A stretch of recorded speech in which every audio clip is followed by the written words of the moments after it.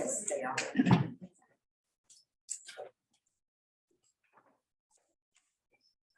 Gina there?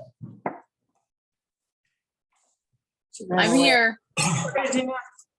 Okay, I'd like to welcome everybody to the meeting of the Buena Vista, Colorado Board of Trustees. It is November 8th, 2022, and the time is 7:04 p.m. Paula, could we have a roll call, please? Okay, Here. trustee Cobb. Here. Trustee Hilton Hinga. Here. Trustee Jenkins. Here. Trustee LaCretzi. Here. Trustee Rowe. Here. Trustee Swisher. Thank you. Please join me in the Pledge of Allegiance. I pledge allegiance to the flag of the United States of America and to the republic which stands one nation under God, indivisible, with liberty and justice for all.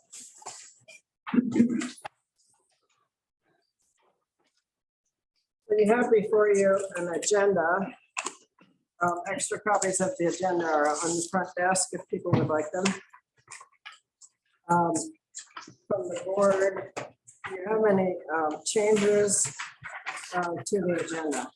Additions, deletions? I think we're going to need to remove business item B. The rodeo grounds master plan.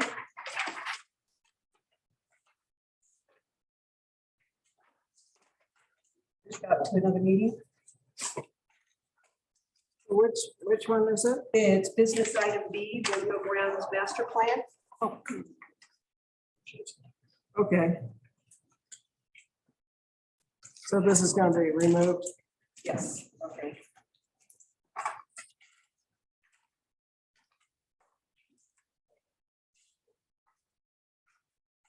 Any other changes? Do I have a motion to approve the agenda as amended?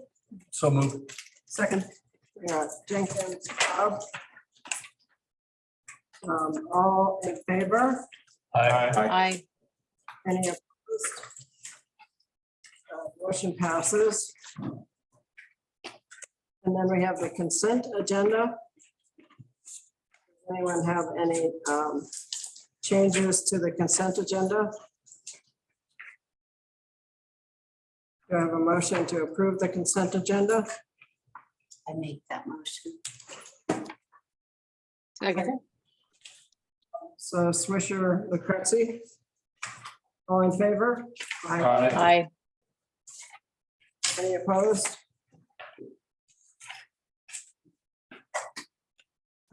Okay, so now we are at the portion of our meeting in which we hear from the public. So as you came in, there was a clipboard for you to put your name and the topic that you'd like to speak about. Is there anybody in the audience who meant to sign in and didn't? And then we may have some people on Zoom as well. Mayor, we do have some people on Zoom when you're done with the in-person. Okay, thanks, Michael. Okay, so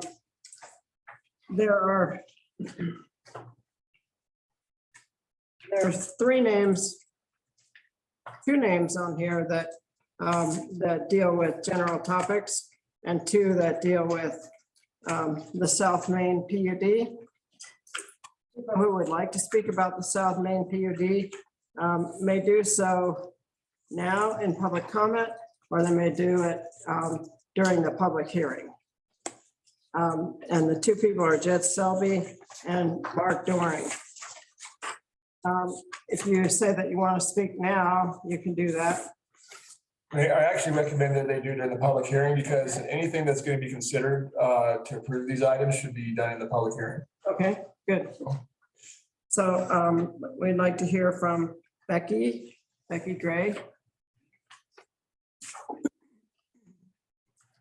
Good evening, Mayor and trustees and staff. My name is Becky Gray. I am here tonight as the director of the Chaffee Housing Authority to just inform you of an event that's occurring in Buena Vista.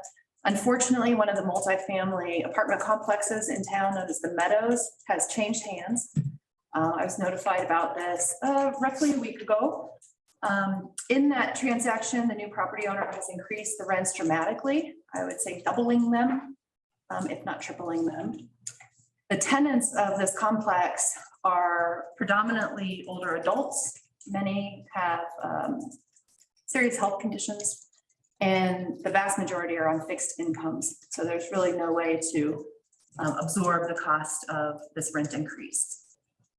The new owner is G Light Equity out of Colorado Springs. They are a relatively new real estate investment firm. It looks like we're their first acquisition in Chaffee County, is up in Meadows. I wanted to let you know that our organization, the Chaffee Housing Authority, has worked with the other organizations in the continuum of care that I've spoken to you about before. And we're pulling together a housing resource fair this coming Thursday here in this community center in the Aspen Room. Big shout out to your Parks and Rec staff that really let us squeeze in there easily and quickly. We will be, we provided the tenants with a list of required documents to apply for about 10 to 15 different supportive programs that can help with some rent subsidies, deposit assistance, relocation assistance, etc. And we're working really to make it very easy for the tenants. Some of them I have been informed don't use the internet, don't have computers. And so we're bringing the resources to them. We're going to try to make it as easy as possible to share their personal information with the continuum of care and then work collaboratively to determine what resources are best appropriately applied to each individual household, make sure that they can stay whole. I've reached out to the new owner multiple times asking for some contact. I haven't heard back from them yet. My ask is going to be, can we allow tenants to stay in place until we do find somewhere to move? That's our biggest challenge. I'm really proud of the work of the continuum of care because we've pulled our resources together quickly. And I don't believe that the financial piece on our end of subsidizing activities is going to be really the issue. The biggest issue is really going to be finding a place to rent for less than $1,000 a month. You all know that just doesn't exist here. So I wanted to use this opportunity in public comment to make a public ask of the citizens of Buena Vista.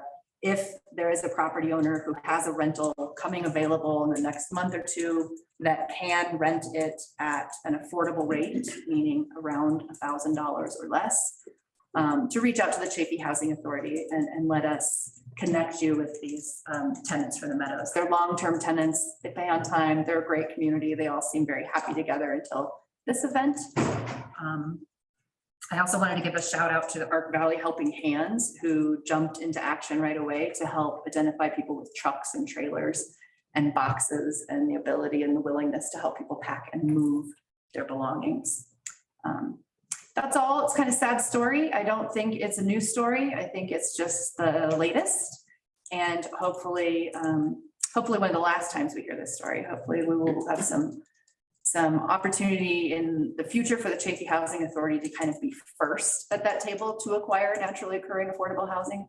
But until then, we will just continue to respond as rapidly as we can and use the continuum of care organization to bring resources to tenants as easily and as quickly as possible. So, thank you. Thank you, Becky. And our next person at public comment is Kate Shea. Kate, would you please give us your name and address? Good evening, trustees, mayor, and town staff. My name is Kate Shea. I live here in Buena Vista at 101 Cornell Drive. I'm here tonight representing the VIII Volunteer Income Tax Assistance Program. I want to give you a brief update on our program for next year. But before I do that, I want to express our sincere gratitude for the support town trustees and town staff have given us over the years. You've provided an appointment site for our clients in the Aspen Room at the community center. Importantly, you have waived the rental fee for that space, enabling us to use IRS grant resources for equipment and supplies. In addition, town staff has always been very helpful, especially the Parks and Recreation staff and the events coordinator staff. each year. They're cheerful and patient as many of our clients come through their workspace here in the community center. Let me give you a brief background on our program. VITA is a partnership between the Internal Revenue Service and a supporting community organization. Our VITA program is staffed entirely by volunteers and is sponsored by the Buena Vista Rotary Club. The IRS provides extensive training and annual certification for all volunteers. Marianne Grindle started the Buena Vista VITA program some 35 years ago. Doug Brady operated that program from 1997 to 2021 when he took a well-deserved retirement and asked me to become the site coordinator. Volunteers prepare tax returns for eligible members of our community 1 day a week. VITA prepares about between 200 and 250 tax returns annually. Last year, we prepared 215 returns. About half were for seniors. About a quarter were for essential workers like healthcare workers, teachers, clerks in our grocery stores, and wait staff at our restaurant. We also did returns for seasonal recreational workers and some independent contractors such as house cleaners, home care workers, and graphic designers. COVID handed us some interesting obstacles in the past 3 years. Many of the federal COVID relief programs were delivered to citizens through the Internal Revenue Service. I found it personally gratifying to help taxpayers navigate those COVID programs, such as the child tax credit and federal stimulus payments. Next season, we will schedule appointments on Thursdays from 11 to 4, beginning February 9th and running through April 13th. We have 6 volunteer tax preparers, many of them CPAs with years of tax preparation experience, including our own Mayor Fay. We also have volunteers to greet clients and get them started with the process. Next year will be my 4th season of the program. I find it rewarding because clients are generally appreciative of the assistance. It feels as though our VITA program is making a difference by offering a service that members of this community use and appreciate. And again, we are very much appreciative for the long-standing support of the town of Buena Vista for this program. Thank you. Thank you, Kate. Michael, do we have any others? Yeah, so we have Amy online and she should be able to talk. Hello, it's Amy Eckstein, 119 Meadow Lane. So I'm here at public comment. I was going to try and stick around for the budget public hearing, but it's kind of later in the evening. But I'm here to advocate for workforce housing and the budget. So I know a lot's being done for workforce housing. And I think when I look at the budget, I'm only seeing $16,000, which is going to the housing authority. And I know there's the generous land donation for Carbonate, but 16,000, this problem, it's like an $80 million problem. So I guess I'm asking the town to put some more money aside than just the 16,000. So one option maybe could be to just create an affordable housing fund, then put a percentage sales tax towards that, similar to what you do for the community foundation. And it could really be seen as an investment because as the audit, if you read your last audit, I mean, the workforce housing can tank this economy. I think it's starting to happen based on what the auditors are saying. So it really is an investment, that 1% to 2% sales tax. And then there was one other topic maybe you guys can bring up at the public hearing is there was a lot of land sold, 403 Belden, for about $300,000. And if I remember correctly, and feel free to correct me during the budget hearing, was when that was looking to be sold, I think the housing authority maybe even was brought in, not to put you on the spot, Becky, if you're there, that this lot would be far more valuable for the cash than it would be for developing affordable housing, just where it is in town. So then that was sold, and I don't know where that money went, but that would be good to put in the affordable housing fund. If an asset's liquidated, it's great if it can be put as an investment, as a return in the future. So that would be a couple, my requests or a couple ideas I hope the board would consider. And thank you. Thank you, Amy. Michael, is there anyone else? I don't see anyone else. If you're online and you wish to speak during public comment, if you want to raise your hand or enter chat, I don't see anything, so I think you can proceed. Okay, thank you. So we'll go on with staff reports. Hearing first from the town administrator, Lisa Parnell-Rowe. Yeah, so probably the biggest thing in my report that I just want to highlight is we had a visit from Governor Polis. And he came out here actually to visit VIII West and to recognize them for their efforts. And it fits with the last speaker, but off towards housing, towards the affordable housing efforts. And he feels that that's a piece of it, so he came to recognize their entire operation, which I think is really, really great. And we, the mayor and I, and also Joseph had an invitation and attended that. We do an impromptu, kind of very last minute campaign at the airport. And we opened up our space to him as we would any other candidate if we needed to. And so that was kind of nice because our airport responded very quickly, and I was very proud of their efforts to make that and accommodate that. So the other thing is I am working on meeting with all the trustees one-on-one, and I've had the pleasure of meeting with Trustee Jenkins and also Trustee Cobb. But if I could schedule any time, and let me stress if we need to meet at an alternate time, just let me know, get on my calendar. I'm willing to work with you as best as I can. So, and that'd be it for me tonight. Great. My report. Okay, anybody have any questions for Lisa? Okay. And the police chief, Dean, is on vacation, but Shane Garcia. Oh, no, there's Dean, isn't that Dean? He's back. Hi, Dean. Would you like to give your own report, Dean? Sure. Thank you, Mayor and trustees. I know it's a busy agenda, so I'll be really fast. Yeah, I just got back from vacation. Shane Garcia did a great job handling things while I was gone. We had a couple of really successful special events you can read about in there. Appreciate Public Works and the Rec Department helping us with those. Also, I've been dealing with a lot of mental health type calls, and that can just be a big drain on resources. So something we're navigating here in the county and we're seeing more of.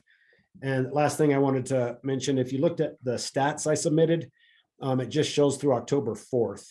And the reason is the Sheriff's Office Dispatch Center switched to a new record management system, kind of like we're trying to do. And the remainder of the month, I just sent those to Paula via email. So if you'd like to see the total stats for October, we can email those out to you. I apologize for that. I just didn't attach the new attachment, but that showed for all of October, we had 302 calls for service. And then it gives a breakdown. You'll see it in a new format because they're using a new system. That's all I've got. I thought we just had a great month. Yeah, I looked at those numbers a minute ago and I was like, wow, things have slowed Only down. 27 calls. Yeah. Questions for the chief? For the mental health calls, I remember a while back, we had a presentation with Vista about co-response. Is that something that's been helpful, or is it even happening, or what's going on with that? You bet. It's been very helpful and it is happening. In fact, I covered our investigator today on a mental health call, and the co-responder was involved. It was very helpful. Part of it is when we take people into protective custody, for example, having a facility to house them. I know the Regional Assessment Center, they're just struggling to find staffing. And then it's also a drain on resources on officers too. Sometimes we only have one officer working at a time, and if the person is difficult or combative, usually the officer has to stay with them for a time, which that can be a drain on resources. So as we're seeing more of these calls, that those types of things become a challenge for us. Thank you, Dean. And yeah, let us know if there's any way we can help with mental health. I know it's not something that's going away, so appreciate you. Yeah, you bet. I'm happy to have that conversation. And the person we dealt with today, her family was very involved, and her brother was from Texas, and he described the processes down there as being a lot more effective. So I know Colorado is 48 out of 50, I think, for mental health services. It's a struggle in this state. So hopefully some of the lawmakers and things can really help us out. Thank you. Okay, now we will hear from Mr. Puckett, the treasurer. Please go ahead, Philip. Lisa, I think Kim Crawford might be on as an attendee, Okay, hopefully. Yes, if you'll promote her to panelist, that'd be great. absolutely.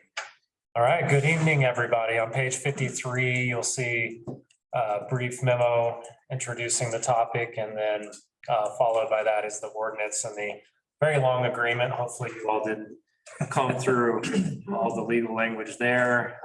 But I do want to say, first off, we are joined this evening by Kim Crawford and Courtney DeGardy from Butler Snow. They represent us as our bond counsel.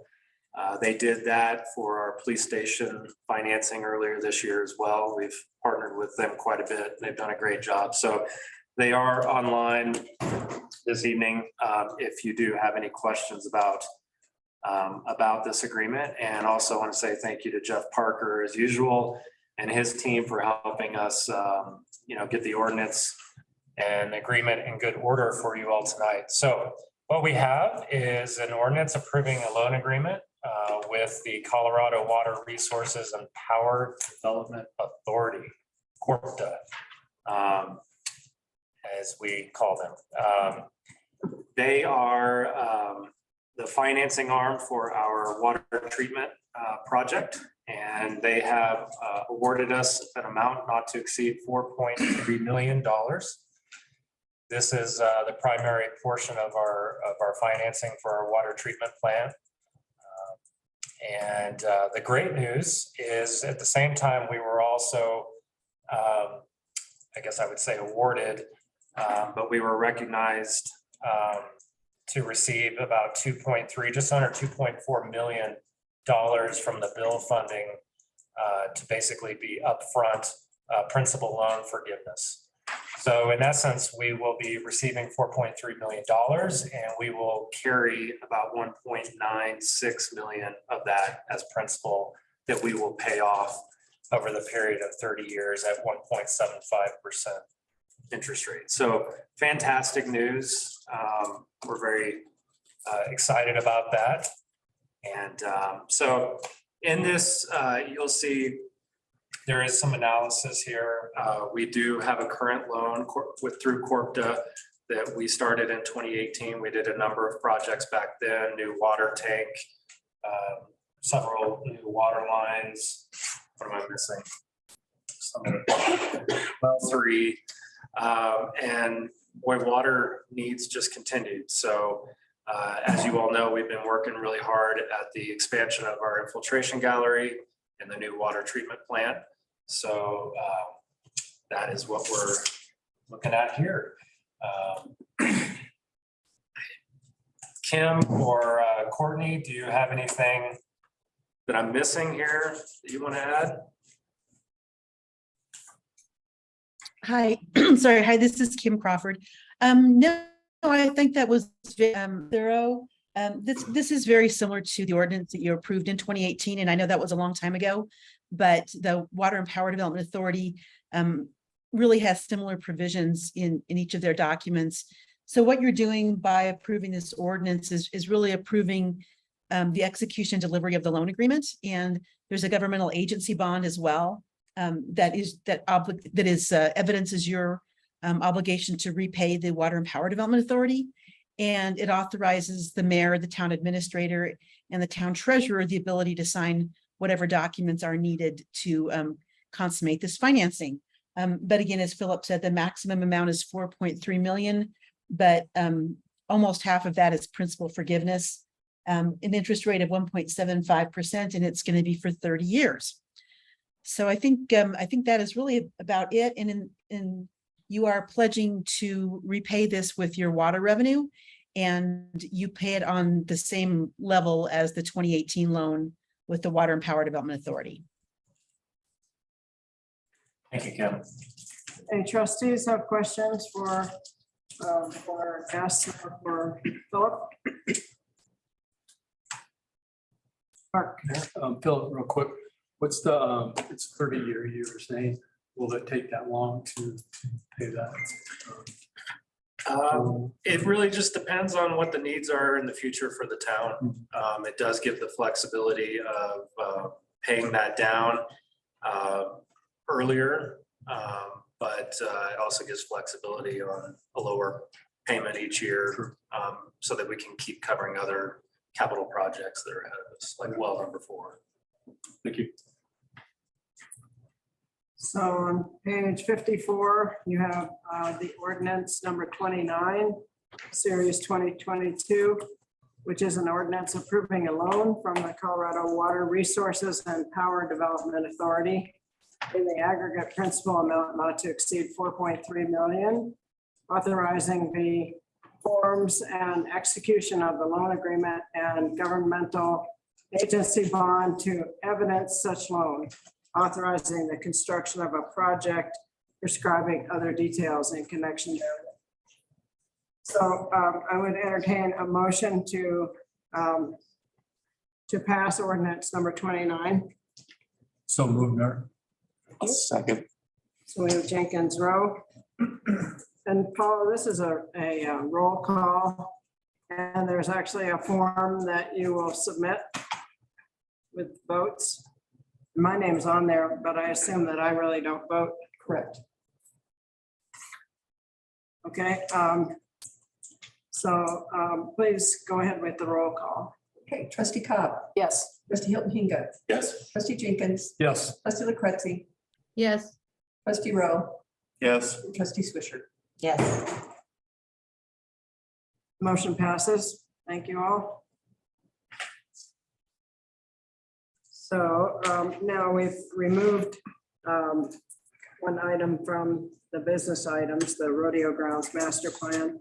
That will be addressed at a later meeting. So now we have the Carbonate Street development. And the question is whether the Board of Trustees will approve the adoption of ordinance number 30, series 2022. So this, oh yes. So Peter Hilton Hinga actually is employed by VIII West. So he has decided to recuse himself from the discussions and voting. So he will absent himself, and then we will let him know when it's time to come back. So Joseph, is this your topic here? I will lead off. Yes, Okay. thank you very much, Mayor. Staff, members of the public, thank you all for being here. I'm really excited to be talking with you about Carbonate Street this evening. We have members of VIII West here as well that I'll introduce in a moment, and they can speak and be available for questions. While I'm bummed that the rodeo grounds got pushed to a different agenda, I am excited to be moved up the agenda slightly. So thank you. The staff report that outlines what's before you is on page 159 of your packet. And really, I want to try to frame this for a moment before I turn it over to the VIII West team as really a really exciting juncture in this project. You all have been very involved in helping to direct and lead this project for the past year. And even prior to that, as identifying land suitable for housing development for our workforce and for childcare purposes and for other community goals. As far back as 2015, 2019, all these milestones. And yet there's always been a challenge of going from identifying land to having housing. And that journey between those 2 points is a very long one that's fraught with a lot of details, a lot of questions, and a lot of risk.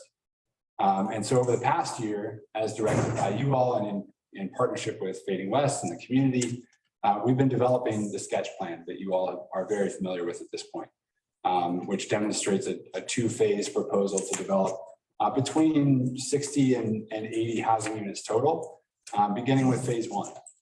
And that phase 1 is really what's before us tonight. You all know this parcel of land, but it's right on the north side of Carbonate Street, adjacent to Collegiate Commons Apartments.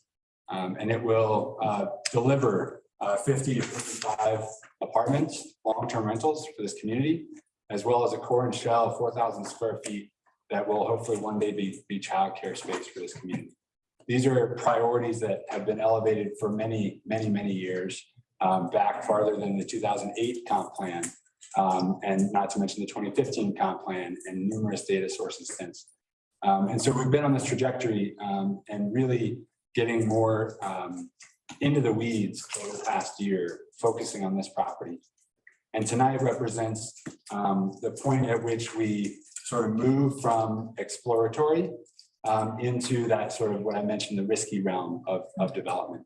This is when you all are asked to consider taking a step of going under contract of this land with VIII West. And this decision is rightly so a very big one.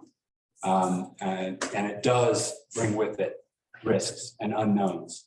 And yet I think, as I hope my staff memo laid out, and I will just touch on briefly and then VIII West can fill in, these risks are part and parcel of pursuing the goals that you all have set out. And I think they're appropriate for that end. So the staff memo outlined how we got here, a few of the key meetings and decisions you all have made. And then it dives into the conveyance agreement itself. And just a very brief note, normally, when you purchase a home, you're entering a purchase and sale agreement or PSA. This is a property conveyance agreement, PCA, primarily because there's no money that's contemplated to exchange hands in exchange for property. And so the conveyance term is used. Really this term, but in all other aspects, this very closely resembles a real estate transaction. It says town is entering contract or going under contract to provide or contribute this land to the purchaser, to the developer, VIII West. In exchange, there are a number of different things that need to happen. And during that sort of due diligence or under contract period, there are a variety of things that need to happen. Most of them are on the dime and on the initiative of the developer. And we broadly refer to all those activities under this term entitlements, which they can dive into deeper. But really the question is, do you have enough confidence today to enter into contract? The question of, are you ready to actually transfer the property and move forward with the development and place deed restrictions? That's a question that will be back before you in the springtime after entitlements are finished. So I do want to just be clear that tonight is that question, do we go under contract? And the staff memo outlines kind of really focusing on pages 161 or so, the ways in which this due diligence period, this entitlements period is necessary in order to be able to finalize that vision and those details of what will come. Without entitlements, we don't have a design. Without a design for the buildings, we don't have accurate costs. Without accurate costs, it's very hard to project how to pay for those or how to find financing. Without financing terms, we don't know how expensive that capital is and how much rents need to be to support that financing. Likewise, without a design, we also don't have strong commitments from funders to help subsidize the project. I've outlined in my staff memo that while town is absolutely contributing land, we're also expecting back this core and shell of the childcare space. This is something we've talked about in many meetings before. At the end of the day, that means that the actual subsidy into the housing portion of this project is very close to zero, if not zero. And so the question of rent and affordability boil down to how many more subsidies can we find? What are the terms of the financing that VIII West can attract? What are the actual costs and how can we control those?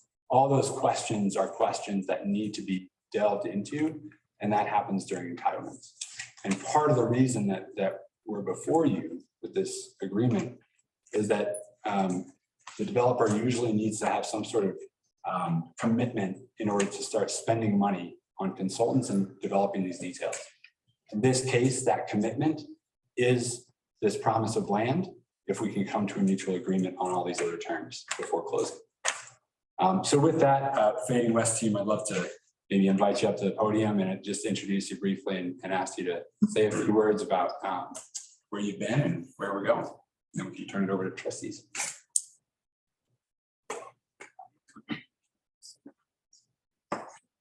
Thanks, Joseph. Thanks for having us. My name is Scott Simmons. I'm the Director of Development at Fading West. We're excited to be here. You know, we've been excited about this project for a while. We've been through the whole public engagement process with multiple stakeholder meetings. And, you know, we're excited at this point to move forward with entitlements, as Joseph said. And I'll let everyone else introduce themselves. Yep, thanks again, Joseph. I'm Ryan Conway. I'm our Director of Properties, and just to echo Scott, we are really excited about this project for us, Fading West, and for what it's going to be for the town here. And I'm Bleecker Seaman, head of our Capital Partners Group, so fundraising. But as both Ryan and Scott have said, we look forward to partnering with you all, and we've partnered this far to get to this point, but we look forward to taking the next step. Hi, everyone. I'm Jack Jones. I work pretty closely with Bleecker and then the rest of these guys on our development and finance side. To repeat what everyone said, we're really excited to be here. We're excited about what this project means for BV and our community. We've been really happy to work with the town so far. I think Joseph specifically, I'll call out, has been a really awesome partner for helping us get to the point we're at right now. So we're excited to move forward. I think turn it over to trustees and mayor. We're here to answer your questions, as I'm sure you probably have some. And I would definitely lean on Fading West to answer questions regarding financing. They provided a memo for you in your packets, as well as an entitlements budget. Obviously, Council Parker is here to answer questions in the legal agreement. So I'm very excited to have the team. Okay, we'll start with Gina and then go to Cindy and Sue and Devin and Mark. So Gina, go ahead with your questions, please.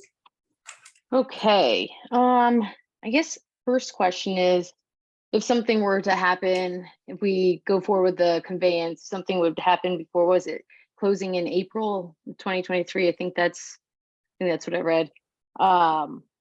Would, you know, let's say something goes south and doesn't work out, does the town keep the land, or is it something that we'll have to, you know, fight for to get back type deal? That's probably a Jeff Parker question. Well, if it doesn't go through, we generally wouldn't do the conveyance, so we would close on the property. And it would sort of depend upon the reason why it doesn't go through. Else would happen.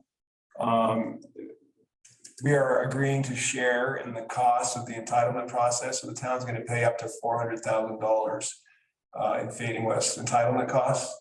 So the town could be out $400,000 as part of this process if it doesn't go through. But generally, you wouldn't be conveying the property. And I would only add on to that too, that under the terms of the agreement, if something does go south, we would keep the land, we would help share the entitlements cost, but we would own the materials produced there. And so we would own whatever stage the design is at, we would own all the other intellectual property created under the entitlements piece that we would be able to then hopefully use to finance that board. Okay, thank you for that. The other question I have is, who performs the land entitlements? And the entitlements that need to happen, who like, how does that process work? So this is a moment, once this agreement is entered into, my involvement of really kind of spearheading from staff side, this project as a whole, doesn't come to an end necessarily, but it transitions very distinctly, where we hand over the entitlements to the developer similar to many other developments you might be seeing. So this particular project requires things like a minor subdivision, requires things like a major site plan. Those are going to be taken on by Fading West. I don't know if the Fading West team wants to add anything onto that. Yeah, we would take on the responsibility for the entitlement process, and we'd be coordinating with other consultants to submit drawings as any other developer would. But Fading West would be the point person for entitlement. Okay, because I guess where my brain is with this is because it sounds like reading the information, and if I understand correctly, that the reason why asking for the conveyance now is to help with having, you know, so when you go to speak to, I guess, investors, you have the information. And so I guess if town is part of those entitlements or plays a role in that, I would assume it would be not easy peasy, but kind of. And so therefore, why the rush for the conveyance? In a sense, also before having any conversation about a developer's agreement. I mean, looking at the memo and the pro forma, I guess you could say the primary levers is kind of touches on a little bit of a, I don't know, like maybe like a soft lunch for what you might be looking for in terms of a developer agreement. And I think looks like we'll probably have a lot of conversation to do there. So I'm just kind of curious why we haven't touched on any of that beforehand. And I understand, of course, there's some version of cost associated to figure all of that out, but you guys have done how many projects now, I believe. So I think you have an idea of what costs are approximately. So I would think we could kind of get somewhere with a developer agreement, or even if it's soft or something preliminary before having this come upon the board. It feels like this is a very large asset for us. It's a precious asset for town. And I'd love to have kind of more information from your side. Kind of like, I feel like there's a lot of risk on our end, but I'm not quite sure what we're, you know, on your end, like what things can we get there that are kind of verified and insight on? Because the pro forma was kind of, I don't know, bleak in reading it. So if there could be more information, I'd love to see it. I'd love to read it. I'd love to understand it. If anybody wants to share on that. I'm happy to share a couple thoughts and then turn it over to Jack and team. So I would say that the work to date on development agreement, deed restrictions, right of first refusal agreements, these other agreements that you see in that property conveyance agreement that must be in place before we close, that has actually taken up quite a bit of work and time in staff to Fading West work, and also with council and in work sessions and executive sessions with you all. So I definitely don't want to represent that there hasn't been work done on that. I do want to be fair and clear, though, that the only way to get to firm affordability targets is by going forward in spending real dollars on design, on fundraising, on entitlements. And we have kind of two options as a community to try to get the result that we want. One would be to spend those dollars directly.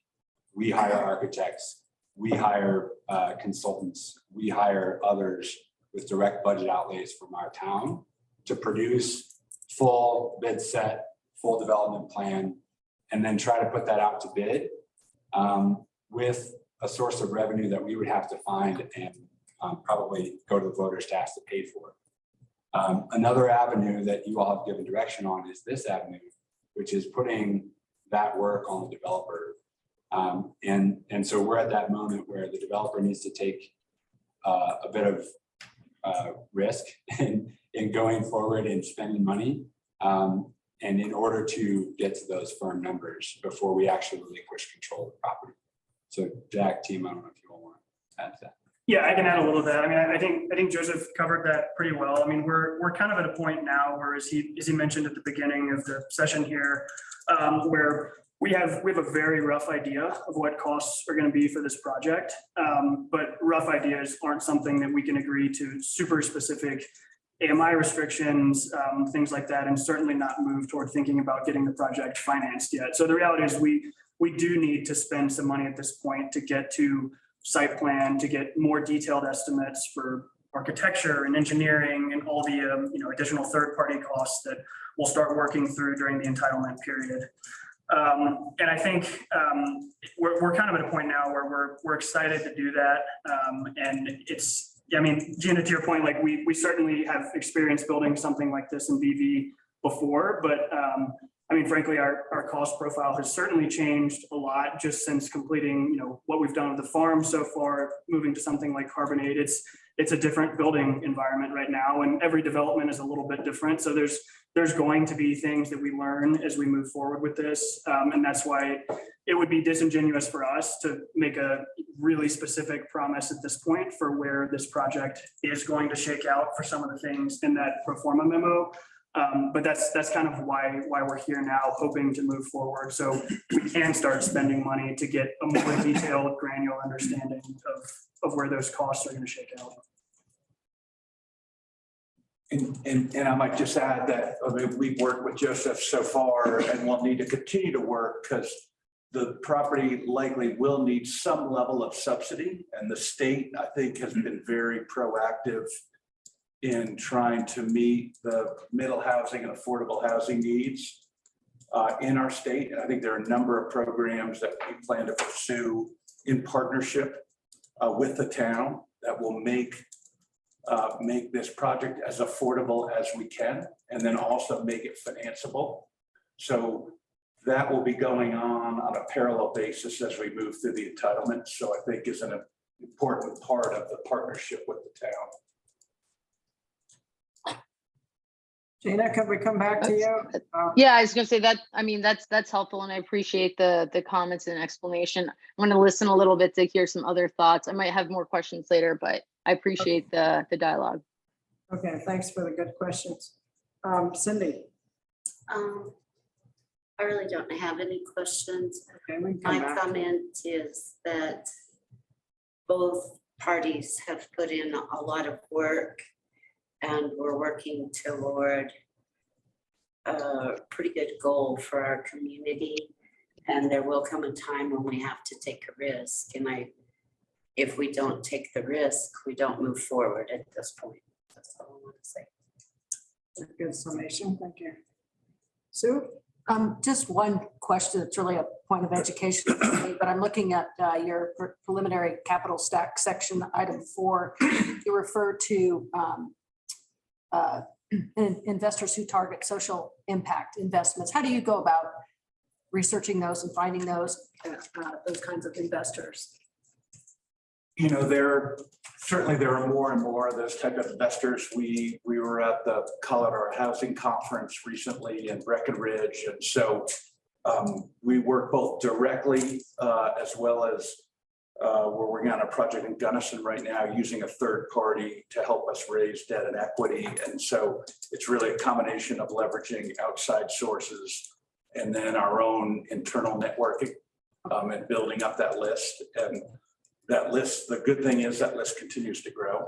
Okay, good news. Yep. And then just one other question, and it's really not so tied to this, but as long as we have you here, we obviously we're in the middle of a housing shortage, but also a labor shortage, and you have a lot on your plate. I read about it all over the world now, and or all over the country. I mean, do you see that putting this project at risk, either of those or both of those?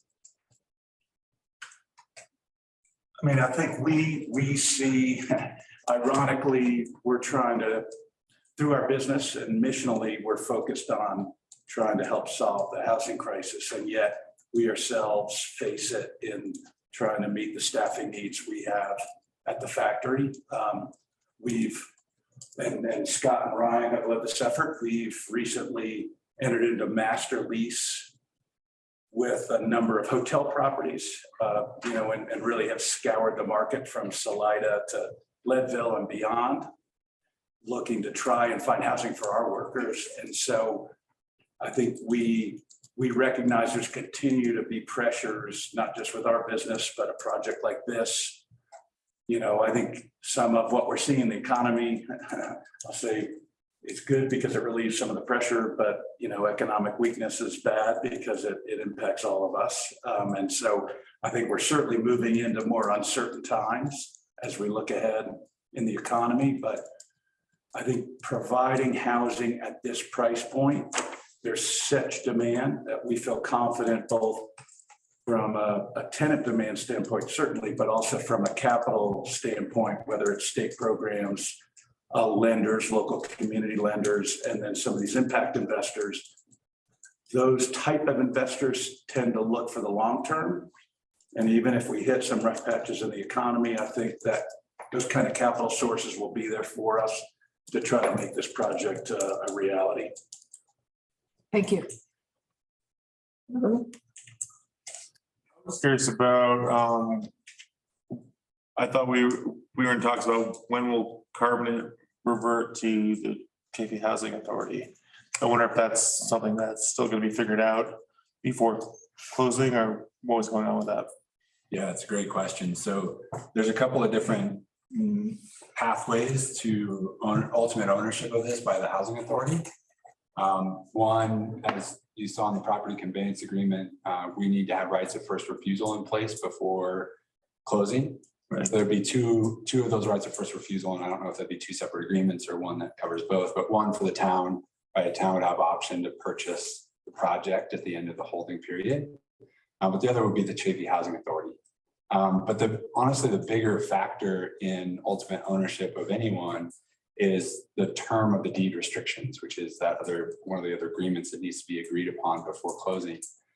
The board has given direction thus far that you all want to see permanent deed restrictions for affordability, which I think we all agree is probably the ultimate, the best case scenario for the community, that we all know long-term in perpetuity what to expect from affordability.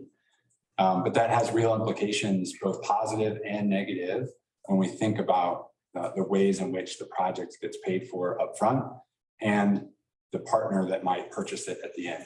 If those deed restrictions are permanent, a big pro is that the housing authority has a real shot to probably finance and purchase the project when its period is up, because that sale price will be lower, right? The revenues expectations from the project will be lower, therefore the overall price will be lower.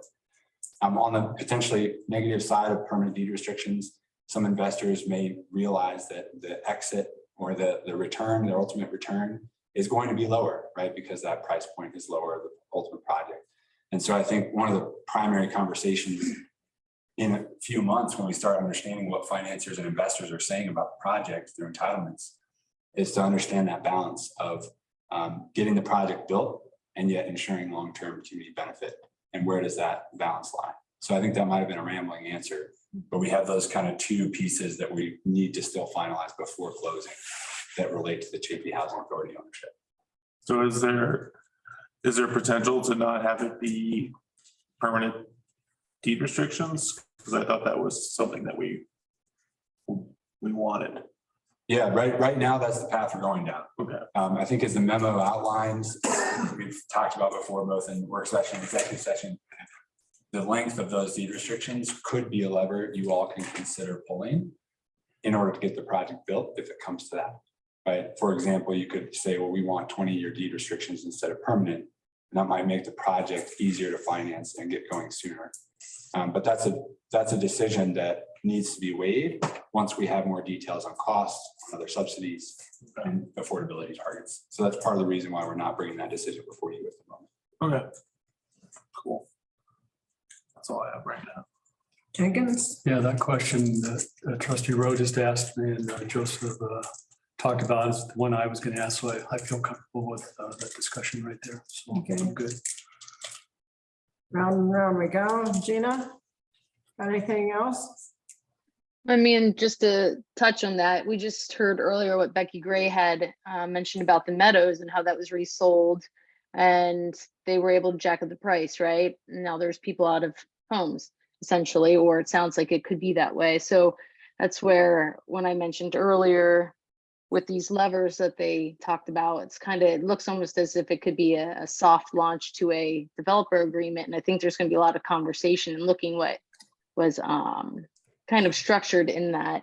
And so I mentioned, I don't have a problem necessarily with doing an agreement. I just wish we had more in place ahead of time, even if it's a rough draft of some sort that, is based off of averages, something to feel a little bit more settled in what we're essentially giving away.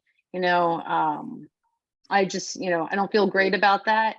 That doesn't mean I don't feel great about Fading West. I'm excited for the opportunity to do this with them. But I do wish that between our entities, town and Fading West, there was more information kind of upfront about these items that have been brought up to question tonight. It just feels a little uneasy giving away something that I guess is worth $800,000, then to kind of carry on the conversation about how things go after that. I hope you guys can kind of see or understand what I'm getting at here, but I think I'll just leave it at that. Hey, Can I make a comment on that? yes, please. I want to be clear, first of all, Trustee LaCrazy, that the agreement is to basically give it away. We wouldn't be basically conveying it until after the development agreement and all those other documents are actually in place and approved by the town. So I totally agree with you. Being a lawyer, I don't like to have these open-ended issues where there's some risk involved. We had a lot of conversations. We did have draft agreements in place. We had a draft development agreement we passed back and forth. We still have that draft, but we just couldn't get to a agreement on the terms definitive enough to put into the agreement. So I think that's why the question is before you, is this worth taking a risk, given that we couldn't reach that, those detailed terms sufficient enough to sign the agreement. But just to be clear, there's no conveyance until the development agreement and the other documents are actually in place. Okay. No, that's great to know. That's kind of what I was trying to ask at the very beginning. If something, for some reason, we don't agree on the developer agreement or something doesn't, whatever, come to fruition.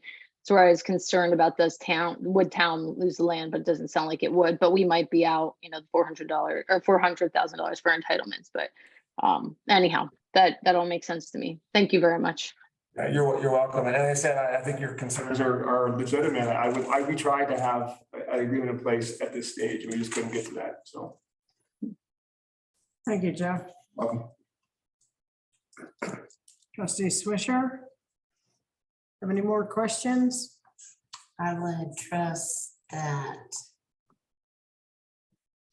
if Jeff had major concerns that he would have presented. I trust him as the town lawyer to catch our back. Let's be clear. There are concerns, ultimately it was my preference to have had all the terms of the deal laid out, AMI figured out, had their financing, I guess more secure, and then we know exactly what the terms are. And like Joseph said, Fading West was telling us this is a chicken and egg issue. We really can't get the good financing in place until we have an agreement in place that's basically we can take to our lenders and work out these terms, showing that we have a deal that could go forward. And so, I certainly would like to have seen more details. I would like to have had the development agreement done up front. I don't like the idea of the town, maybe going through all this, not going through because the financing won't work as we all hope. I mean, it's, that's obviously a risk. I mean, Fading West is concerned about that. Otherwise they would sign away and be moving ahead. So I think there is a risk that there's not going to be financing that's going to actually work out. I'm not sure how big that is. I can't really evaluate that. I think the risk to the town is that, it could be out $400,000. But as Joseph pointed out, we do get entitlement, we do get plans, we do get a benefit. So we don't have nothing in our hands. We just don't have the development like we'd hope. So just to be clear, I've got your backs as best I can, but there's two parties to the negotiation and, we couldn't get all we wanted given the concerns Fading West had about financing. So. Jeff, are you pretty glad you showed up in person tonight? Sure. Turn red. You don't see that on Zoom. Oh, no, I don't think I'm red. I just want to, I mean, I think the key. Briefly. Well, no, I think, it's important to recognize the role of me as your attorney is that, I try to do the best I can to minimize your risks. And get the best deal I can legally, but ultimately I need to tell you what the risks are. And then you need to make the decision. Right. And so, I just make sure Eddie's I have your back, and hopefully I do, but I've only got it to a certain point. You have to basically recognize that, you're taking a risk here. Well, the same is true of our staff too. We are the decision makers. And our staff advises us, they do the best they can, but we make the choice. So I do have a question. Sure. What we would get and what we would come up with, and we have the potential of losing 400,000, but it really won't be 400,000 because of the plans and all the stuff that we get. So what kind of a risk are we really taking here? Would we get most of that 400,000 back and then have to look for a new developer? So it depends upon how, first of all, it isn't guaranteed to be 400,000. That's the town's maximum contribution.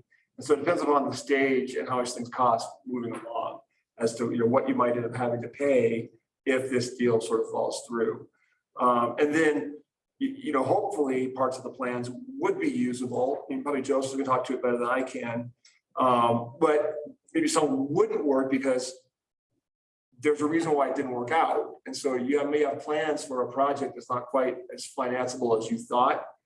So maybe parts of the plans would work, parts of what we get to work, parts of it will be like, we did an investigation. We now have more information. We now have better knowledge. We can make a better project next or refinance things differently. But so it really depends on what stage you end up with maybe things falling through and how much is spent at that point.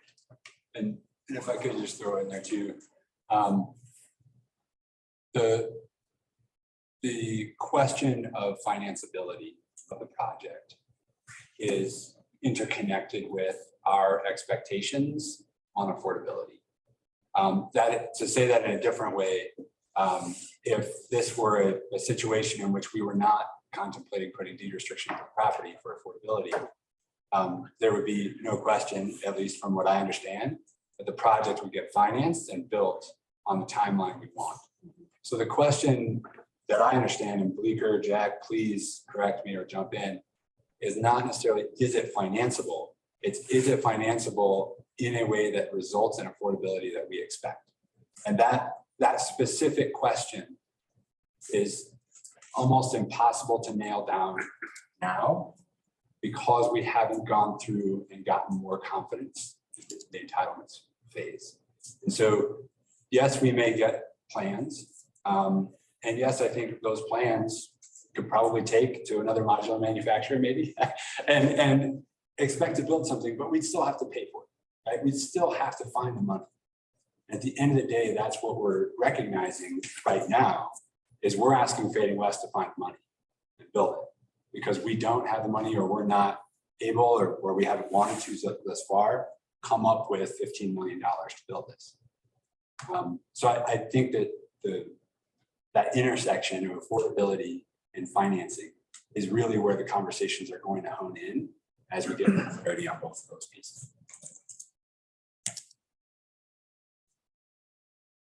So both sides would definitely be taking a risk, but nothing is set in place where there can't be renegotiations on how much deed restriction if you lowered by 1 or 2 deed restrictions and it made the project affordable, then so even if we're taking the risk now, it doesn't mean that in the end that we still can't negotiate further.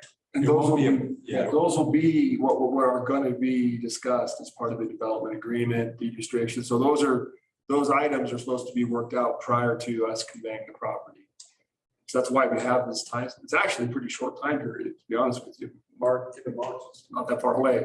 So, Yeah, the question is it financeable at what the town board wants it to be at affordability wise? And I think there's a couple of pieces.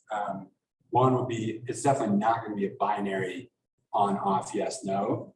It's going to be a, what about if we do this? And what does that mean? And where can we get with this? And what about that kind of conversation? And to that end, I've talked with the Fading West team about having one or more, if needed, work sessions with you all come February to really dive down into these, right? They have some amazing tools that guide how they build their affordability targets and their AMIs and their rents and their annual increases and all this other that and this. How can we pull those levers together once we have more information through time? So that's, we definitely want that to be a conversation and not a take this or leave it type of scenario. So I have one more comment. With the work that has been done so far, town-wise, Fading West side, we would lose a lot by not proceeding. And so in my personal opinion, I still think it is well worth the risk, because otherwise we wasted a lot of money for nothing. I'm done. Any other comments, questions? Mayor, I have one question. There's one from the audience. Can we include comments from the public? Questions? I'd like to hear from Mr. Doring. Thank you, Mayor. Good to see you. Good to see you, board. Staff. This is really just a quick question, but it's probably more for your attorney. And I know it's not conveyance at this point, but you guys are thinking about conveyance in terms of that conveyance. So the question really is, if you convey the property, what you guys have first right of refusal if they try to convey to someone else, correct? That's what the terms you're looking for? That's contemplated as we have one of those agreements as part of the conveyance. Would that also apply to any ownership interests such as easements to third parties? I'm not sure I understand the question. If you convey the property to Fading West, and then they convey an easement across that property that before it comes back to either the town or Chaffey Housing Authority to a third party. Yeah, we'd have to address, we probably have the right of refusal recorded against the property. So we probably have some terms in there as to what they could do, what they couldn't do. So we don't have the property that we can't use what we want to use. Right. I just wanted to ask that in terms of easements that might encumber the property to a third party. Right. Yeah, we would expect there to be easements in place for like utilities and all that kind of stuff. But I guess it would depend upon exactly what they're planning on doing. We probably have some limitations as to what they can convey without our permission. Like an access easement for an adjoining property. Right. Yeah. Okay. Thank you. Thanks, Mark. It's good to see you. Good to see you. Mayor, I have one final comment. Please, Mark. Thank you. I think, we're talking about risk, financial. I think another risk we're not thinking about is bringing some affordable housing to our community. I mean, that's one thing we miss our chance here, and we've been kind of telling the community that this is our priority. And if we turn around and go in a different direction with this, I think it would be a mistake. So I think we need to pay attention to that risk of maybe losing that chance for affordable housing. Great, thank you. Is anyone ready to make a motion to approve ordinance number 30, series of 2022? I so move. Second. We have Cobb and Rowe. The ordinance says that it is an ordinance of the Board of Trustees of the town of Buena Vista approving the sale and conveyance of property to Fading West Development LLC and authorizing execution of all closing documents. We have to do a roll call vote. Trustee Cobb, Yes. trustee Jenkins, Yes. trustee LaCretzi, Yes. trustee Rowe, Yes. and trustee Swisher. Yes. Motion passes unanimously. Thank you all. Thank you. Great. So, I think that we should take a 5-minute break before going into the public hearing. Sure. So we'll Great return idea. at 8:20.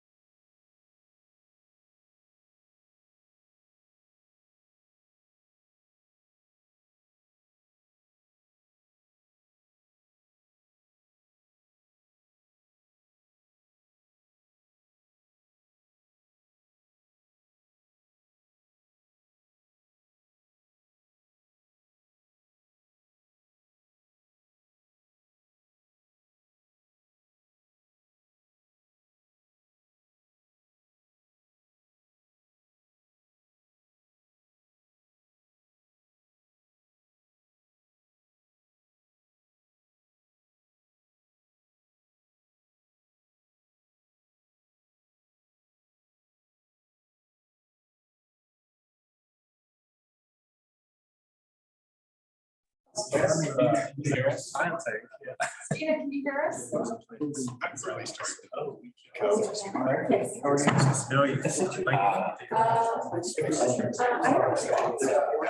Yeah, I think Gina, your volume might be down,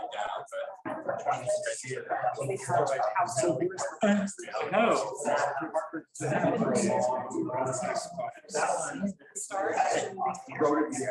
Thank you so much for coming up. Denver area?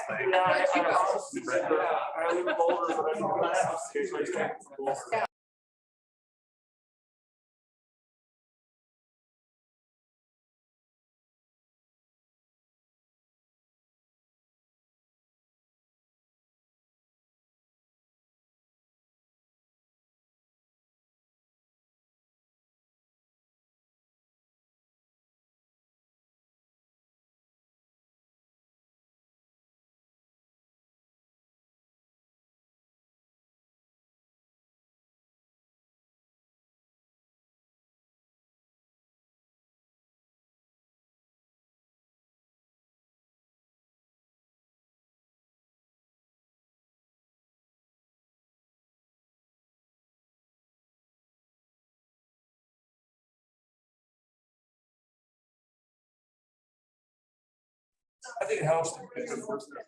I kind of. Can't see too well. Right, it's a whole big thing, you know, so it's a little different, but whatever y'all want, but I like saving the money. Yes, Because, sure. you know, it doesn't Time. cost, right? Do you spend the night here? I hope. I'm going to tonight. I used to go home every night. I want to see it. I told her every night. That's not just, I was getting tired of nothing. Yes. Yeah, So, it's a night meeting and try to get back. yeah, although, you know, I used to do it like. I cannot believe I'm still alive. Yeah, you need hazard pay. My water bottle. No.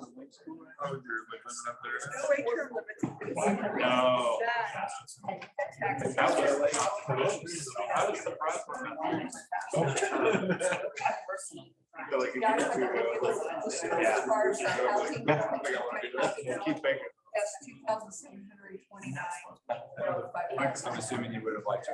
Put it down. Go ahead. It's a list that Libby has on there, Jeff. Yes.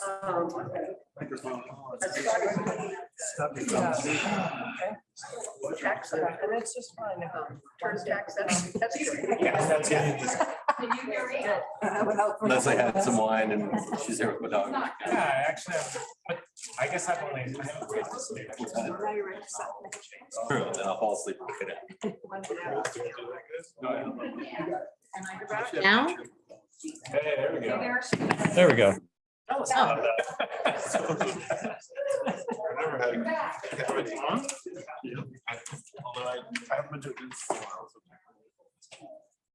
Okay, we are back in session. The time is 8:23. And we are here particularly to move on to item D of our agenda, which is the South Main Development Agreement and Major Planned Unit Development. So the outcome of this is that we will either approve, deny, or continue the hearing on this resolution. So I'll let the staff presents first. Actually, Staff and applicant. yeah, invite the applicant to. Okay. First and Good evening. How are you guys? Good. Just to be clear, Mayor, we've opened the public hearing now. Okay, the public hearing is open. Jed Selby, 901 South Main Street. We haven't been in here for a while. I certainly haven't. So I thought I would give just a little bit of history for those of you who aren't familiar with the project. And then Joseph has a thorough presentation about the specifics of our application tonight. So this was the drawing for South Main that was done in 2004. And at the time, there was nothing there. So that's some trash and some trees and stuff.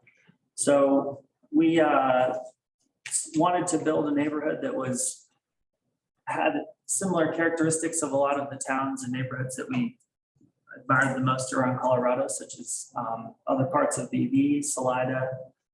We liked the small, authentic, historic towns like Crested Butte and Telluride, although those towns have obviously become very expensive, but from an urban design and architecture perspective, that was sort of the scale of urbanism we were looking for. And you could find it in parts of the Front Range, you can find it in parts of the Western Slope, kind of all over the West. But what you'll notice in the drawing is the big idea with South Main was to create an urban center down along the river. So you can see in the drawing, we had lots of shops, lots of people, restaurants, a hotel actually where the Surf Hotel is now. And the big question and challenge at the time was how do you connect Main Street down to the river? The river was pretty underutilized in the sense that there wasn't a lot going on down there. And we thought it was the biggest natural asset in town. So bringing the traffic down to the river and to the river park. So that was kind of the first big idea. We also wanted to build a variety of housing types, from small apartments to bigger houses and everything in between. And so we came up with a fairly flexible zoning system, which is actually at this point quite similar to what you have downtown in VB. At the time, there wasn't a mixed use zone district. There was just commercial downtown, which is B1, or residential downtown. And now obviously you guys have mixed use. And so a big part of what we're doing tonight is consolidating a little bit our codes, because we put our mixed use code in place before the town had a mixed use code. So now a lot of the definitions and things are in the current code with town. And so we're able to kind of put some of those definitions and thoughts together into a kind of a little bit more of a concise document. So it was, my friends told me I was absolutely crazy when we started South Main. And I came from a vibrant town of Durango with college and lots of businesses and restaurants. And at the time in 2003, Main Street was almost completely boarded up. There was only a couple shops open. I think Quincy's was open and Curbs, but it was mostly boarded up. And there was not many jobs. There was no young people. I looked actually, the town sales tax annually in 2003 was $745,000. So to give you a sense of the economic growth that's occurred since then, that's slightly more than a month now. But we also had to figure out, looking at this rock pile, how we were actually going to attract people that could afford houses and that could do this. So we were really early in adopting the whole short-term rental thing. It was before it was a big hot button. Obviously, it's before cell phones or before iPhones. So that has proven to be kind of a successful thing for us. But this was the day I was flying an airplane and taking pictures at the same time when we rolled the square out this day. And then this is this summer in South Main. So it's become a neighborhood and really a nice place. We really love living down there. It's just some shots of before and after trees and trails. South Main is only about 20 to 25% built out. And so one of the things that we love and hate about it is when you take time to go slowly, you can do a really good job. And over time, it organically evolves. And this is a shot I wanted to point out. There's a lot of talk about affordability. And one thing that makes South Main very, very, what makes it work is the flexibility that's in the zoning. And every building in this picture was built by someone in their 20s or 30s, and none of them were rich. Each one of them use additional rental units to help finance their loan. And we use local banks that would look at the rent from those units and count that towards our income. So it's another little bit more entrepreneurial approach, but it does work. And I've seen it work a lot, particularly in South Main, where someone stretches and builds an extra ADU or something in their basement or a 3-unit building, and then they rent those units, and that's their second job that allows them to be here. So it's a non-subsidized way to create housing and then also to create jobs and taxes. So I thought I'd give you a little tiny glimpse. You know, it's like pretty wild to hear, you know, there's only not enough water for everyone. You know, we're gonna have the whole town eat dinner and we've got 2 pizzas and everybody's got to hurry up and eat them. We know like most of the town is gonna apparently starve on water. And, you know, we're almost 20 years into South Main, and we've built probably $80 million worth of construction or $90 million worth of construction. There's 216 jobs down there. There's 16 businesses. It's a lot of things that take a lot of time to, it's not just like the downtown and out houses. And so 3 years is like this alarming thing when you're like, well, we're gonna get our entitlements and we may or may not have water. And I don't know exactly what's gonna happen when we sell our lots to people. We have to tell them they may or may not have a water tap. I think that's like, we basically have a non-saleable phase, to be perfectly honest. So it's another discussion, but we would like to figure out a way to secure our water. And we'd like to do that sooner than later. But assuming we have water, this is a project we've actually submitted our building permit today to. It's north of the Sur Chateau. It'll be on the river. It's an expansion of our hotel business. Phase 3 is a pretty large phase. It's almost the size of everything that's built right now. And there's a few notable, I don't know if we want to get into it right now. I can talk a little bit about while the map is up of the different changes. Probably a good time. Does anyone have a laser? I didn't bring it. So a few things that have happened is we were able to obtain this land right here. And awesome.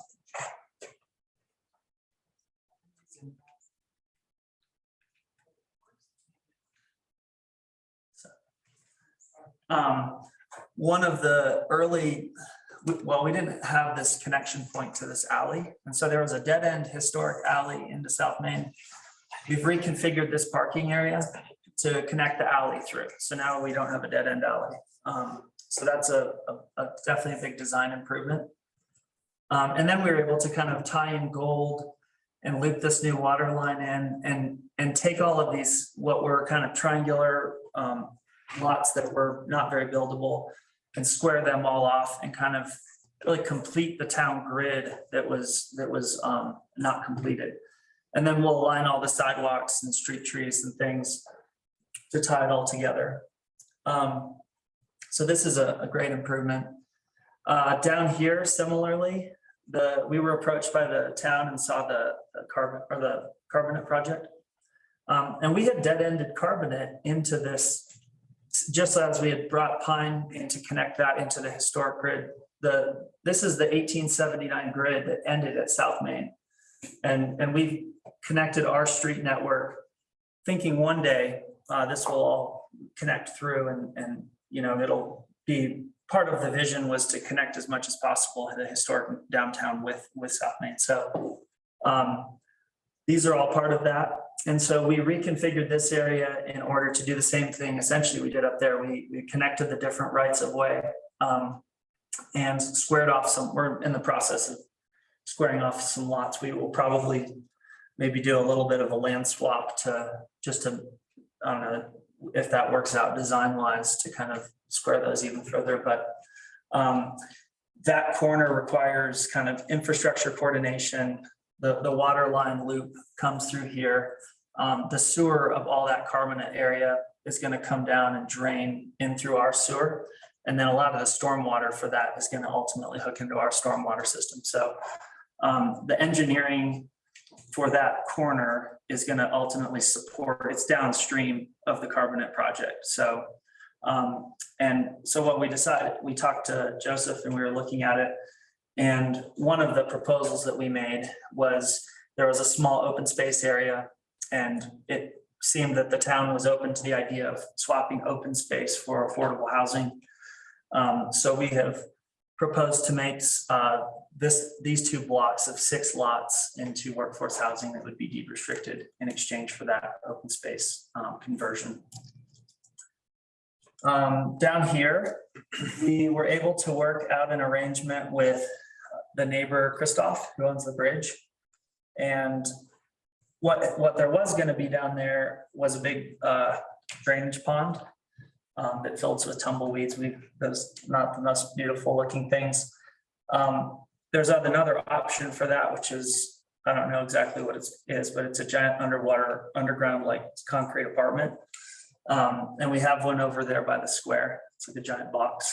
It's like the size of like I don't know, a small apartment, couple bedrooms. And the water comes in and it comes out, I guess, clean. But they use them all over, and it has some filters and some things. But if we put one of those down here, then we don't need the hole. And so that's part of this reconfiguration. We also realized that this corner is pretty tight for trucks, especially when there's a lot of cars in the summer. So by straightening this out and then taking a right-hand turn, it gives kind of bigger vehicles and motorhomes and things a easier way to exit the neighborhood. Kind of a cleaner shot. And then this had always been identified as being a pedestrian street. We had talked about doing an occupied arch in the very first drawings of it. And it's had several design iterations. It's currently designed as a single 12-foot lane. It was never really intended to be for traffic, but more for emergencies and things. We'd always intended to put bollards and that. Once we got into the reality of the situation, and we sort of came to the conclusion at the Surf Chateau courtyard, which is about the same width between the buildings, that without snow melt under the street or under the area, it would basically turn into just ice in the winter because there's not going to be any sun that gets in there. So by making the lot lines to the middle and then just having basically access and utility easements through there, we can do more easily the proper infrastructure under there. The function will be the same, but the idea is to convert that into private property with access and utility easements as opposed to a street right away.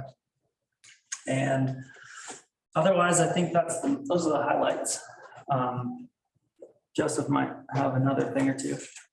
That's the long-awaited bathrooms. We're going to build really cool bathrooms. So we've got a spot picked out, and our plan is to do them in phase 3. We have our own workforce housing project. Just as I heard the Fading West guys say, we have a lot of employees. We have about right now about 130 or 135 employees, and housing is an ongoing challenge for them. So the cottages have become critical really for us to operate our business. We also rent my sister's apartments and we rent her cottages, and we I think we have a little bit more than 20 units that we maintain for our employees. And without them, we wouldn't be open 7 days a week. We wouldn't be able to function. So for us, it's a cost of doing business.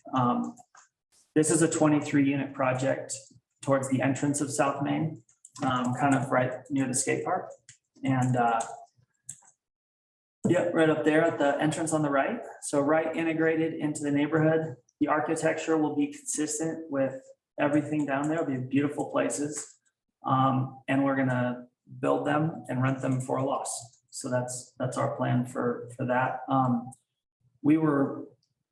They were only lost a little bit of money with land that we already had and us putting in quite a bit of equity until rates went through the roof and construction costs went up like 50%. So we're trying to, it might delay it a little bit, but it is a project that we're committed to. There's another project that's on the drawing board that I'm not sure exactly when, but we're thinking 24 or 25 start. Here's a few of the data points.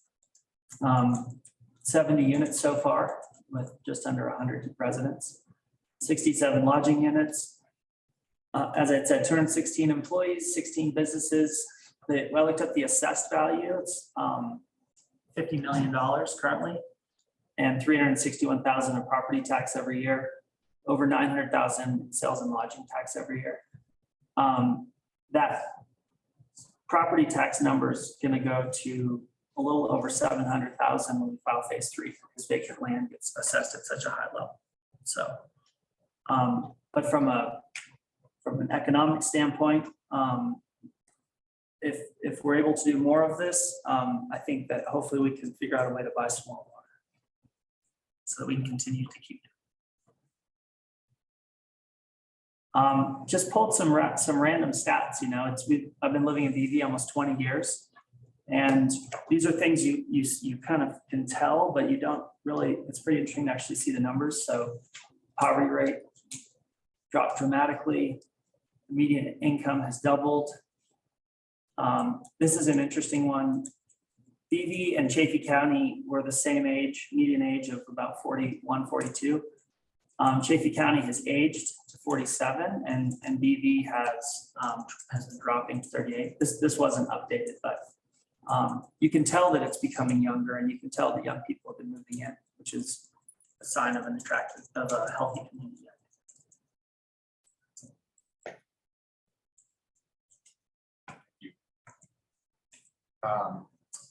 There, with your permission, I'll do a presentation. Okay, yes, I like that, Joseph. So I will do my absolute best to move through this with swiftness, but we also have diligence that we need to provide as it relates to our code and making sure you all feel comfortable with the criteria they're in, as well as understanding the decisions before you. So I hope to not rush to the detriment of those things. After I give my presentation, obviously we'll have a moment for public comment on this topic, and then you all will have your time of deliberation and conversation in which you're free to ask questions of staff. Yeah. So we have two specific decisions that are before you for consideration tonight. Our code has very detailed processes and procedures for the first, which is a major PUD amendment. But it doesn't really talk much about the second, or a process or criteria to consider the second, which is a development agreement. And the reason for that is a development agreement is a mutually negotiated, mutually agreed upon contract between the town and the developer. And so the code doesn't try to put specific criteria around how you should make that decision, nor does it put specific processes around what steps need to be taken before that contract is entered into. So I just say that to make sure that you know our code requires a public hearing tonight for the PUD amendment. And yet, as we've outlined in the staff report, as you all probably know from history, we all know that the development agreement is interconnected with, it can't really be disconnected from South Main and from the PUD and the decisions therein. So that's why they're both before you. You will notice in the staff report, we are asking for a decision on the development agreement first, and then a decision on the ordinance for the PUD. And if you have questions on the reasons for that, I'll defer to Jeff. But on the left here, we can see that under our code, whenever a PUD or planned unit development, which boiled down to its most simplistic form is it's a unique zoning set of rules, right? It's South Main wanted to do something that wasn't contemplated in our codes at the time. And so they created their own rules, and the town created those rules in the form of a planned unit development. So tonight, you all are considering amendments to those rules. Under our code now, we basically are pointed back to considering this as a new planned unit development. That's how our code treats major amendments.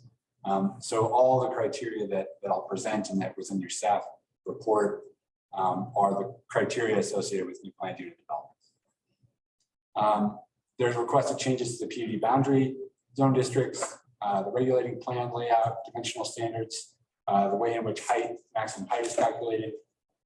And then, as Jed already mentioned, there's a significant amount that has changed, especially in town codes. And therefore, we have an opportunity to simplify the PUD itself in a way that helps to relate back to our new and better code. So there are a variety of changes that I don't detail that are mainly deleting definitions, cleaning up sections, cleaning up references, those sorts of things to help the two codes speak to each other more efficiently. The development agreement, as I mentioned, we're not going to look at specific criteria, but it is a very important contract. And therefore, there are terms in there that I'll touch on and that I detail in the staff report, and we welcome questions on those. But proposed changes, foremost, it's important to remember that the development agreement before you will govern the phases to be built. It will not govern the phases that have already been platted. So the property under the auspices of this development agreement is phases 3 through 5, effectively. And we'll show a graphic of that just to make sure you're clear. But things like how we define density caps for both lots and lodging units, phasing itself, open space, carbon street collaboration, and overall simplification as well in the development agreement. So all those things are contemplated. Our code outlines this process, obviously very simplified in this graphic, but our code says we need to have a pre-application meeting, which we held with South Main team at least twice before they submitted a formal application. They submitted their application. They said, here's all the changes we want to make to the PUD. Here are the changes we'd like to see in the development agreement. And then the code points us to a staff review time where we are working with both staff, our legal counsel, any pertinent referral agencies to review all those proposals. We provided comment back to the applicant saying, here are all the different ways in which we're viewing your requests. We would like to see changes here, or we would like to see a different direction there. We agree with that, maybe we don't agree with that. South Main took all that feedback and then resubmitted a complete, basically new submission. And that's what really kicked off the public noticing that's required under our code. That's what underwrote the staff report that I created for planning and zoning, which focused on the PUD amendment itself. Public hearing was held there last week, actually on Wednesday. And then we also issued public notice for this public hearing tonight, worked on finalizing the terms that are before you in the development agreement. And here we are. I'll probably go through these a little bit quicker than I did with P&Z, mostly because Jed already outlined a few of the reasons why behind these slides, but I do want to just make sure we mention it briefly. So as I mentioned, there's a variety of different requested changes to the layout and boundary of the PUD. The primary change to the boundary of the PUD is up in this northwest corner, where currently on the left, you can see that the quote unquote border of South Main is a straight north-south vertical line that doesn't really honor the Old Town Grid, which is on the left, nor does it allow for connection of currently platted alleyways on the left or Gold Street. Those both sort of dead end into a parking lot, right? In addition, as Jed mentioned, South Main acquired the land on the west over here, which gave them the opportunity to ask for those parts of those properties to be included in this PUD boundary.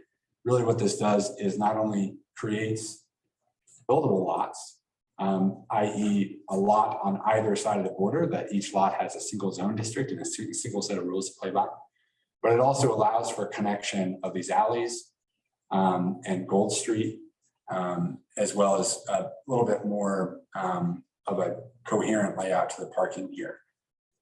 So this is the proposed change to the boundary, and we can come back to any of these should you have questions later.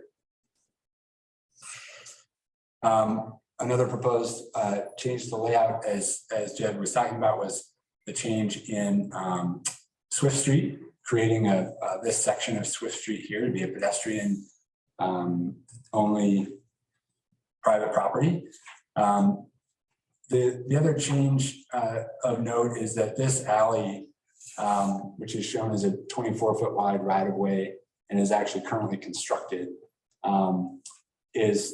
there's no change to the right of way width or the physical design of that, but it is contemplated to be named as a street for the purposes of addressing. So when we take away Swift Street here, some of these properties need an address on a street. So that alley is proposed to be named for addressing purposes.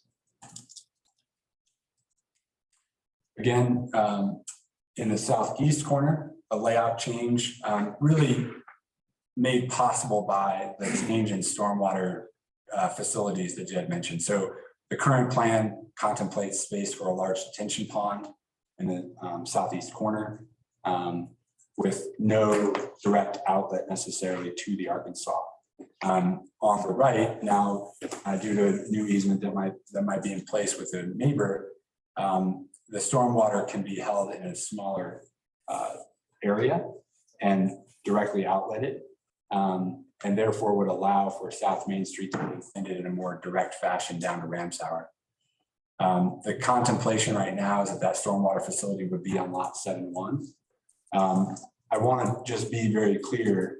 Public Works and our town engineer has reviewed a conceptual design of that stormwater facility and has gained a level of comfort needed to say, yeah, in general, I think we can achieve something close to this layout. The details in engineering of that stormwater facility, as well as the size that it's going to need to be, are not finalized and will need to be finalized at the appropriate phase. And that's an understanding that we've come to with South Main. So you'll probably hear this referred to again, but the regulating plan itself implies layout. It implies lots. It implies rights of way configuration. It's not a plat. It's not creating those lots yet. And so there is an expectation that there will be a degree of change as we move towards details in the future. And one of which would be the stormwater facility sizing. And then the final layout change, which also includes a proposed zoning change, is in the southwest corner. You all are familiar with the Carbonate Street layout, which is contemplated to have phase 2 on this side or the left of South Main. On this left picture, you can kind of see how there's no real connection points between what we've contemplated as phase 2 and South Main. In addition, there's other sort of challenges to developing the current regulating plan. And this red line represents the approximate location of an overhead transmission line for power, which can't really be built under. And so we had this opportunity as we started talking about this with South Main. Not only would we like to see better connectivity and collaboration, coordination between Carbonate Street and South Main, this also offers an opportunity to rethink how to deal with that electrical line. As part of this, the proposal is to reduce the overall number of acres of open space by this corner. So you can see this corner right now is green, signifying open space. It's about 0.7 of an acre, and to zone that mixed use. And part of that would allow for this reworking of the layout for Carbonate Street, but also, and I'm sure the applicant can provide more details on this, but an opportunity to rethink the entrance southwest corner. In staff's opinion, this open space is what we would kind of refer to as like low-grade open space. Not really, it's not like a destination place, right? Somebody probably wouldn't go to this triangle of open space to recreate. They're going to go to the river. They're going to go across the trails. They're going to go down to River Park. And so when we think about the value of open space, the community, at least part of the reason that I as staff am supporting this idea is that I don't feel like we're losing valuable open space. We are offering to reduce open space in exchange for other benefits to community. So that's part of why staff is supporting this in the way we are. I'll run through these relatively briefly. These are the criteria in our code under which we need to consider this PUD amendment. Just a brief reminder for you all, these are the criteria that you need to feel comfortable with if you're going to approve ordinance number 31. right? Ordinance that approves the PUD amendment. If you don't want to approve amendment or ordinance 31, we need to make sure that we're basing that denial or those conditions on specific criteria. And so I just want to run through these briefly. This first one meets general criteria for rezoning pursuant to our code. It does. One of those criteria says that there have been significant changes. And since South Main started, I think we all recognize both the community and South Main have experienced significant changes. It has general conformance with the comprehensive plan. We all have talked a lot about our comprehensive plan. We recognize that it's a bit outdated. But one thing it does do is it calls out South Main specifically as a neighborhood of importance for our community, and especially as it relates to economic development. Does not include areas of incompatible land uses. The current PUD does not do this, and the proposals do not create incompatible land uses in staff's opinion. The PUD addresses a unique situation. Again, this is usually the whole reason behind creating a PUD in the first place, is that the applicant wants to do something that isn't strictly contemplated in our code. And not only did that exist back in 2004, but it also exists today. There's elements of what South Main wants to do that are not specifically contemplated by our code. Provides for adequate common space. And this mentions fee in lieu for parks or open space. One of the code requirements for PUDs is that they dedicate 25% of their land area to open space. But it also in the same code section gives the board authority to reduce that below 25%, should the board feel there's sufficient open space available elsewhere. It provides optimum preservation of natural features. The main natural feature of South Main is the river, and I think they've done an incredible job in partnership with the town for showcasing the river, making it more accessible, more usable to the community. There are no exceptions that they're asking for, nor that we're proposing, and this really says, no, we're not going to be more lenient with them when it comes to our infrastructure engineering requirements, or our requirements around berry depths, or requirements around stormwater retention. There are none of those exceptions in here. It provides for residential uses and varied housing types and densities. There are numerous examples of small units and much larger houses, lodging units, and commercial spaces within the PUD. And then it meets all applicable standards of the UDC that are not expressly modified in the PUD application. This really speaks to a lot of those changes that were made, like a deleting of a definition. Now that we have a definition for an ADU in our code, which we didn't back then, we don't need to have a separate one in the PUD. So that definition has been deleted from the PUD. So it's just a very basic example of how we've increased the efficiency between the codes. So obviously you can see staff feels that the applicant has met all these criteria. And I should have mentioned the Planning and Zoning Commission also unanimously recommended approval. And they felt like the applicant on this application PUD amendment met the criteria. A couple of brief words on the development agreement. On the left, there's a few notes about the current agreement. I won't really go over those. As I mentioned on the right, the proposed agreement only covers phases 3 through 5. And so it says what hasn't been built so far, that's what's under the purview of this development agreement. What's been built or platted thus far will continue to be governed by the current development agreement and developed under its rules. So you saw a deep dive in this in the staff packet, but we proposed changing the way in which we define density away from the number of units and ADUs towards the number of lots.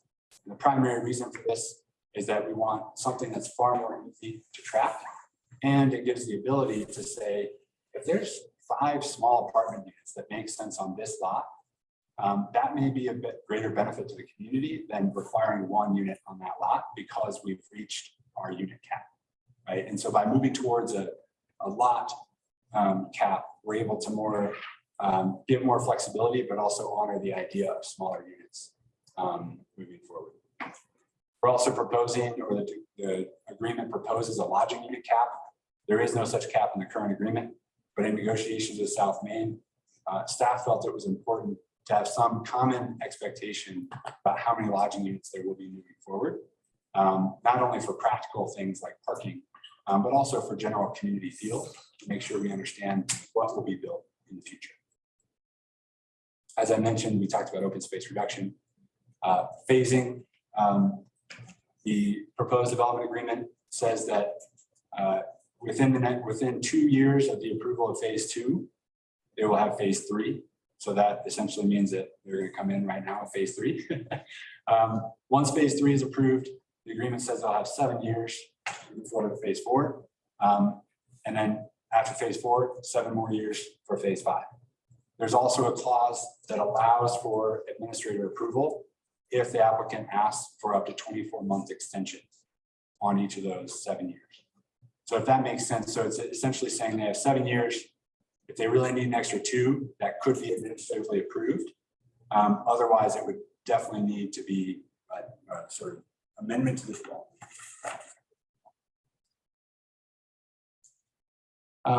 The development agreement sets up a mutual intent language, I guess I would call it, around a land swap for Carbonate Street. Again, this idea that right now, South Main border is straight north-south and creates triangular little lots that are impossible to build on. So by swapping a little bit of land on either side, we each get to be able to create buildable lots. So we don't have enough information on our side, nor are they submitted and platting phase 3 yet. So we're not ready to do that land swap today. But the development agreement says we both intend to do this in the future. So it's not binding language, but I think it's the best we can do at the moment with the level of detail that we have. It also speaks to the deed restrictions that we've placed on the lots on that block 11 that Jed referred to. So this is just a red outline of the future phases. This gives you an idea of the majority of the land in the neighborhood will be subject to this development agreement. These are all the future phases. These sort of blue-yellow triangles, again, are just a very simplistic representation of a future land swap that could happen in order to allow for both town and South Main to have buildable lots on either side. So, at long ado, I'm done with my staff presentation. Okay, so now we'll have time for our questions for staff and for the applicant. Is that right? We might want to hear from the public comment First? Okay. All right, are there questions from the public? I'd like to open the public hearing. Well, my name is Jeff Baird. I've lived in Buena Vista for 12 years. I mean, we picked South Main. So my comments are not, my comments are fairly specific about what's happening. Jed's told me that really some of what I'm going to talk about or say refers more to what's going to happen in the future, phase 3. However, some of my comments are not about pictures that you're looking at, but about the actual organicness of what I'm going to talk about. I encourage you all to drive down South Main and turn on to Swift Circle tonight and think about what that's going to be like as it's drawn, as which some of it I think is in phase 2. I'm not real sure exactly, but it's there right now for you to experience. It's a narrow street because of this concept that architects are being taught in school right now, that narrow streets slow things down, which I suppose that's probably true. I don't think anybody hits 55 going down South Main, but they certainly don't hit 15. And so when you turn into a place or how people are parking and stuff like that can interfere in a narrow street, can interfere with your vision. This is a two-way street with parking on one side, and 2 cars can't go down there while people are parking, at least not the trucks. And my car is a medium-sized SUV, And I have to pull into the intersection and look down because it's a two-way street. The car may be entering and it's not visible from South Main. So what I'm talking about is this change. The alley, what was an alley once behind my street is now a street. And it's gonna be two lane. And it's called Shakedown. And so people turning off of Swift into Shakedown can't see the oncoming traffic because the garage, the property that's there at the, just before it turns into what will be the street that is not going to be drivable, but will have houses on both sides. So what I'm saying to you is that I know there's probably a time limit here, but what I'm saying to you is that there are people who are 100% behind South Main who still see the organicness of the actual physicalness of it and what it's going to be like, rather than just the beautiful visions that Jed has for this and the benefits that it's going to give the town. So Jed and I right now are in discussion about how to handle this problem. But I just want you guys to see what it's like to go down a street that's 19, it's not 19 feet wide.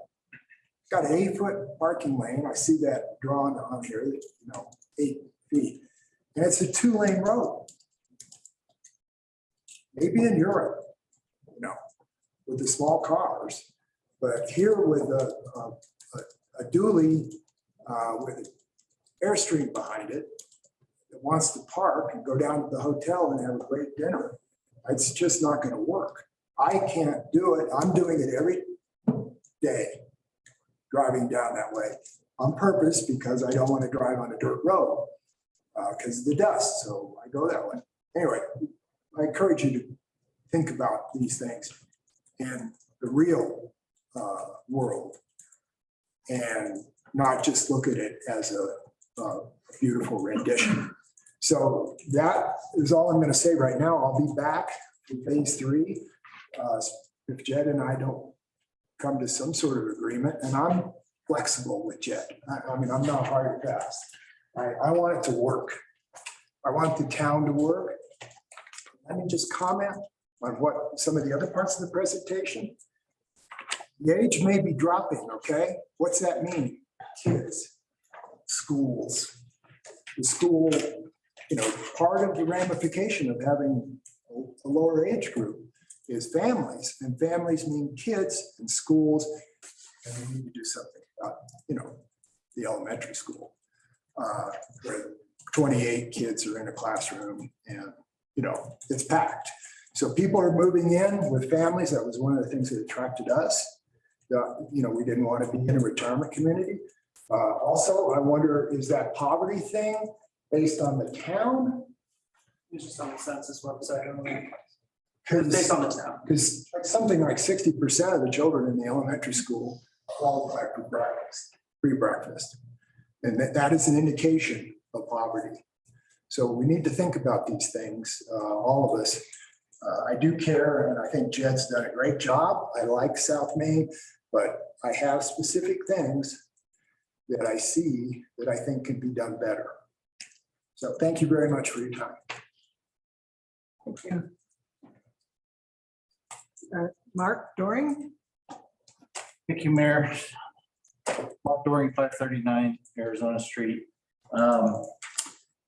I've been a practicing city planner for 24 years with 2 degrees totaling 6 years. So I've been doing planning for about 30 years, 6.5, which was for the town of Buena Vista. I appreciate South Main and what they've achieved. As they've grown, the town has grown. They've accomplished a lot.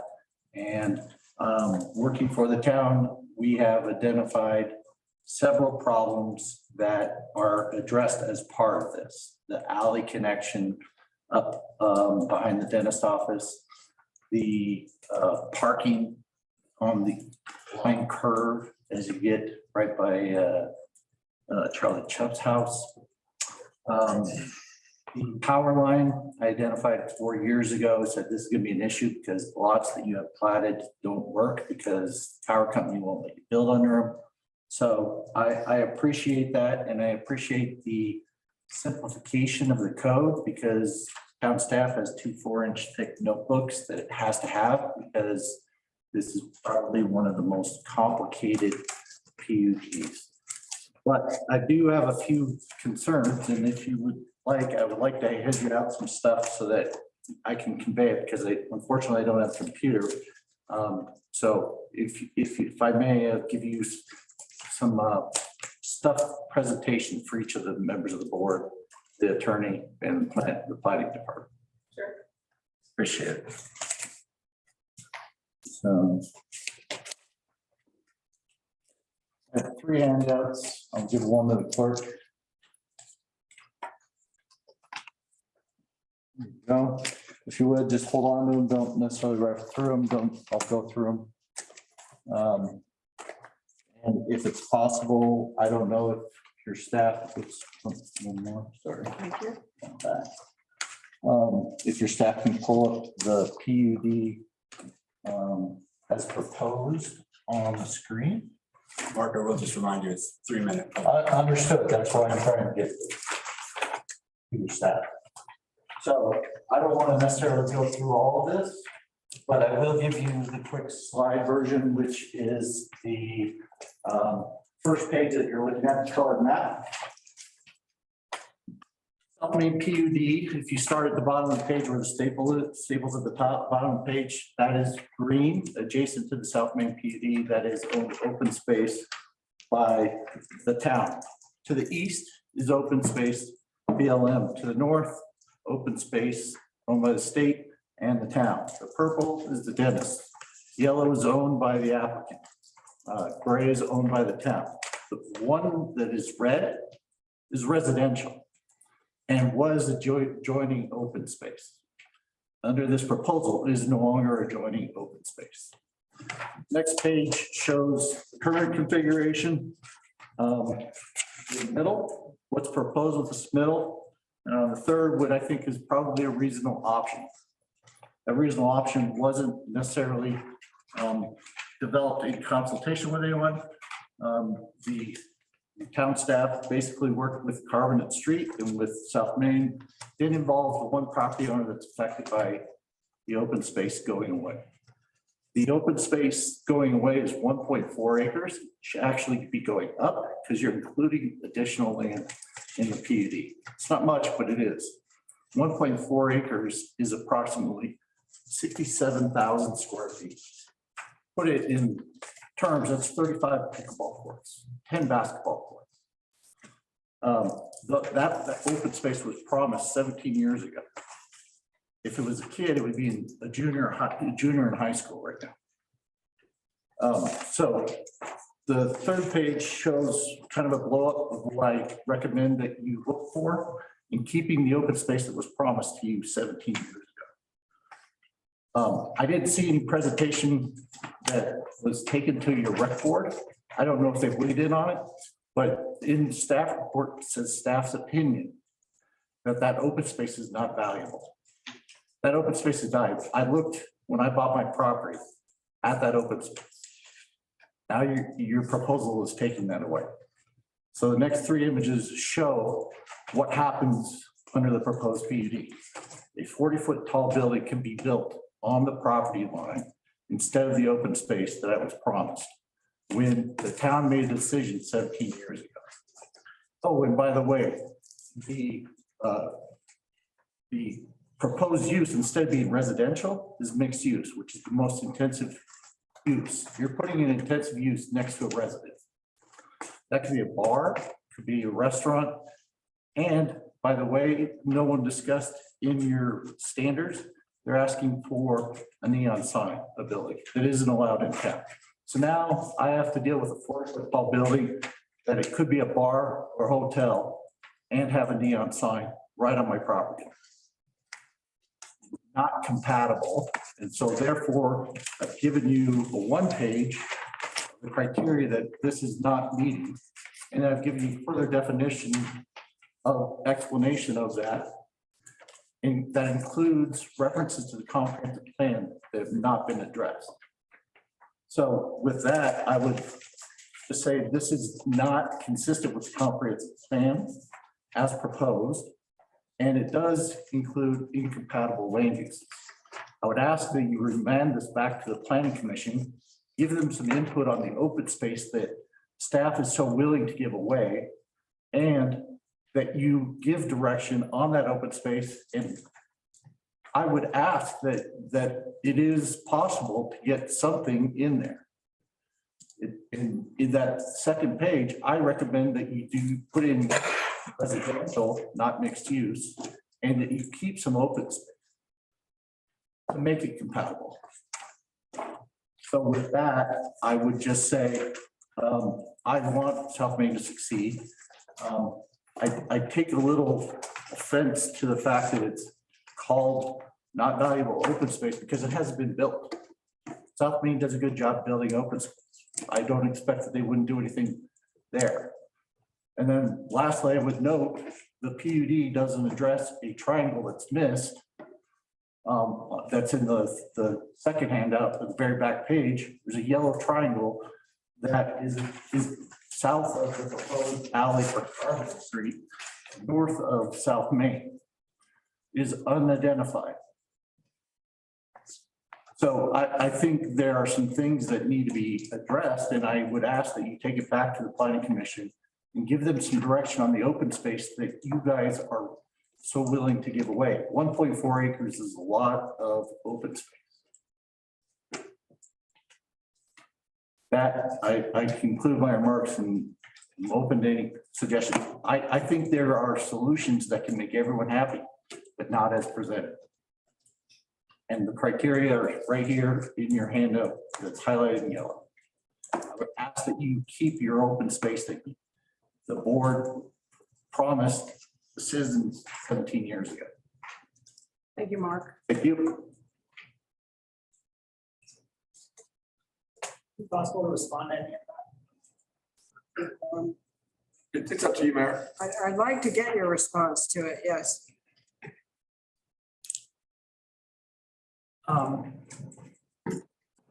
So I, to some degree, I understand what Mark is feeling.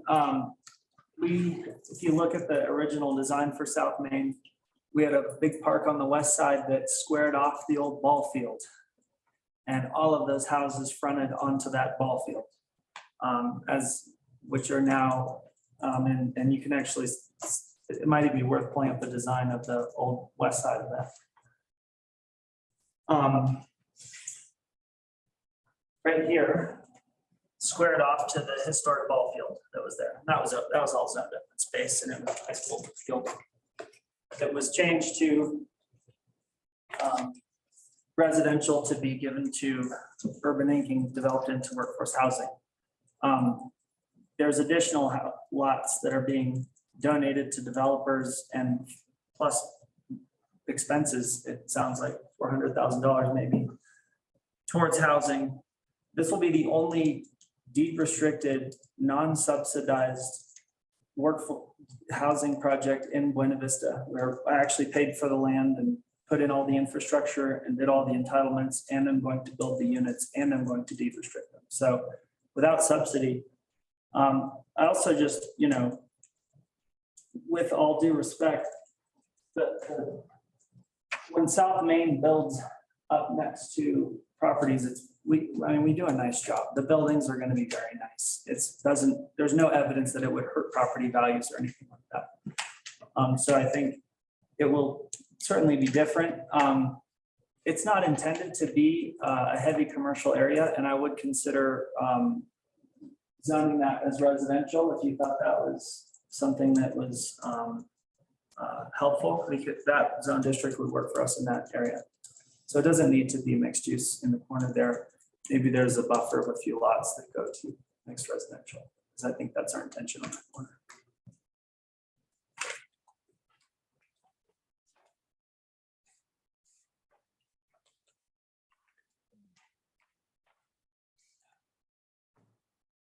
Other comments from the public? Questions, comments?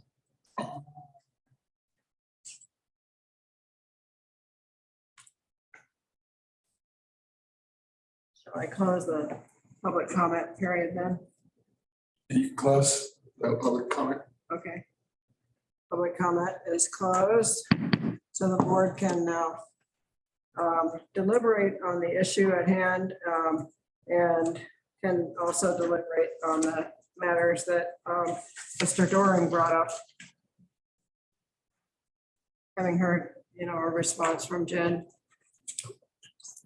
I'll make one comment in your city time manager reminded me of this, is that you have a remote participation policy that basically doesn't allow trustees to participate remotely in a quasi judicial decision. So that's the rezoning, the PUD zoning approval is part legislative, part quasi judicial. So trustee Lucchese can't participate in that, but you can participate in the development agreement approval process. They kind of overlap, so I think what I'm going to suggest is she can basically participate in the conversation, but you really can't vote on the zoning ordinance, on the PUD approval. So just to make sure we're clear. Great, perfect. Yes, Peter. Yeah, I kind of wanted to follow up on comment, Mr. Dorn, is that correct? Jeff Baird. Oh, sorry, Jeff Baird. Mainly to just go over what we're being asked to consider tonight. We'd be making changes to the PD that would allow for the change to be made here on the Shakedown Street and Swift that you were discussing, but obviously nothing is locked in or anything, because there's still several fighting cases that have to go forward and approved, right? This just allows for the freedom while trying to decide what to do as to you also work things out, but there's still several other stages. So is that correct? Yeah, so this particular example, this area is defined in their phasing plan in phase 3. So as the applicant comes forward, as I understand very soon with phase 3 preliminary. Within a month or two, we'll have it to phase 3, and which will include that whole area with construction. And I have to say, I'm coming from way far behind. I've been sitting back just enjoying the view. Now I'm requesting documents to see how things have changed, how things have been approved. And I noticed there were actually trees shown in one drawing there on the Swift, which is kind of funny because you can't plant it. Well, maybe you can. And so I'll just say that the preliminary plat stage for phase 3, it also involves a public hearing before Planning and Zoning Commission and a public hearing before yourselves, before that preliminary plat can be approved. Applicants have the discretion to simultaneously consider final plat. So those discussions are the ones in which we would get into the level of detail of saying, for example, these lots on either side of this pedestrian space, where exactly are those being platted? Where exactly can buildings be built? Are there easements that are appropriate? Are there setbacks that are appropriate? Are there concessions or agreements that the applicant's willing to make with neighbors? Like all those conversations would end up becoming a part of that phase 3 public process and any approvals that are issued there. Do they have to finish phase 2 first before being able to start phase 3? No, there's nothing in our code that would preclude them from submitting a phase 3 application before. Really, the only barometer we have for finished is public improvements. So they've applied for a partial preliminary acceptance of their phase 2 public improvements, but there's nothing that would preclude them from our code of applying for a new phase. Definitely not trying to say that all the lots should be built on phase 2, if that makes sense. And do they have to build the bathroom before being able to build phase 4? So the way the DA is stated is that the public restrooms must be a part of the PIA for phase 3.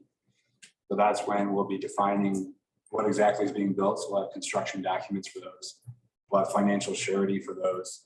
And they will need to be built as part of phase 3. And if there's additional timeline agreements that we want to create as part of phase 3 approvals, I'm sure that's part of what we can place on those approvals.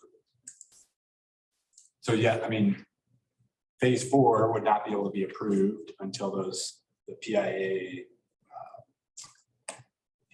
are satisfied, conditions are satisfied.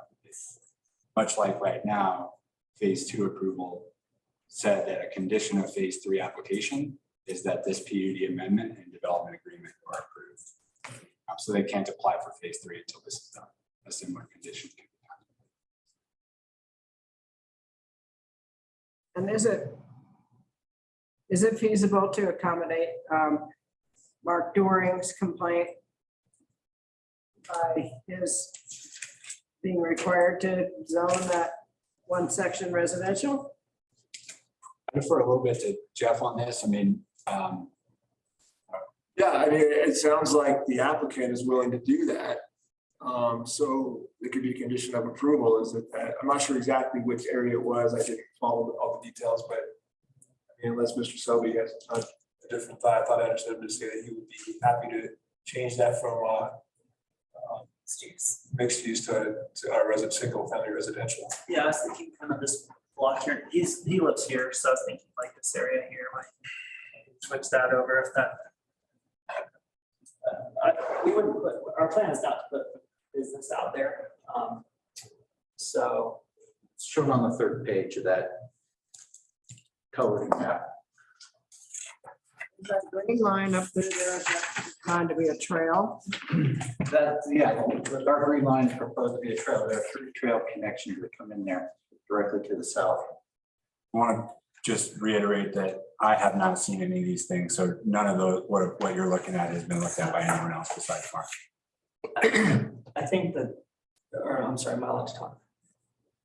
Oh, well, I can. Yeah, I mean, that's fine. I think that the one question I was asked was, could we approve the PUD if you're gonna do that, subject to a revision to the PUD plan here to change whichever lots we're talking about to residential versus mixed use. Right.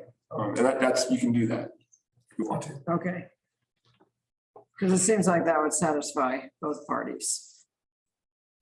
For that issue, it seems like it would.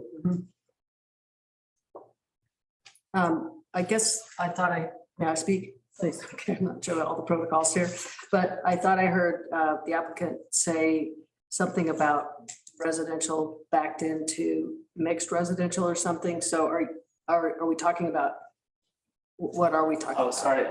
So we have 2 main zone districts, residential mixed and mixed use. So it's all Yes. residential mixed. Okay, gotcha.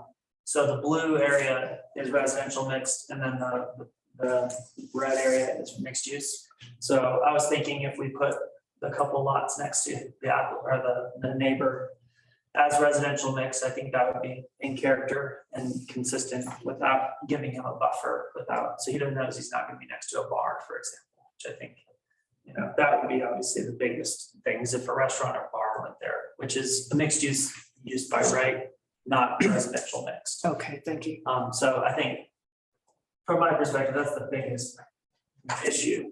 I wouldn't want to live next to a super busy restaurant. Although I do, I'm just kidding. Unless it's really good.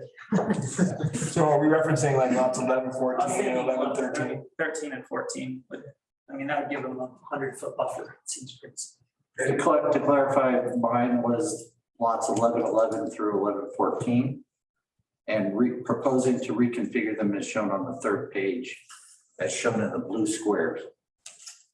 I want to be careful that we don't make, Up south of Park Road. I want to be really careful we don't make decisions and issue conditions based on a hand-drawn or paper version of a map. I want to make sure we have I it really agree with that. common defined. So just to be clear, what I heard the question was, could we change the zoning designation on 11, 13, and 11, 14?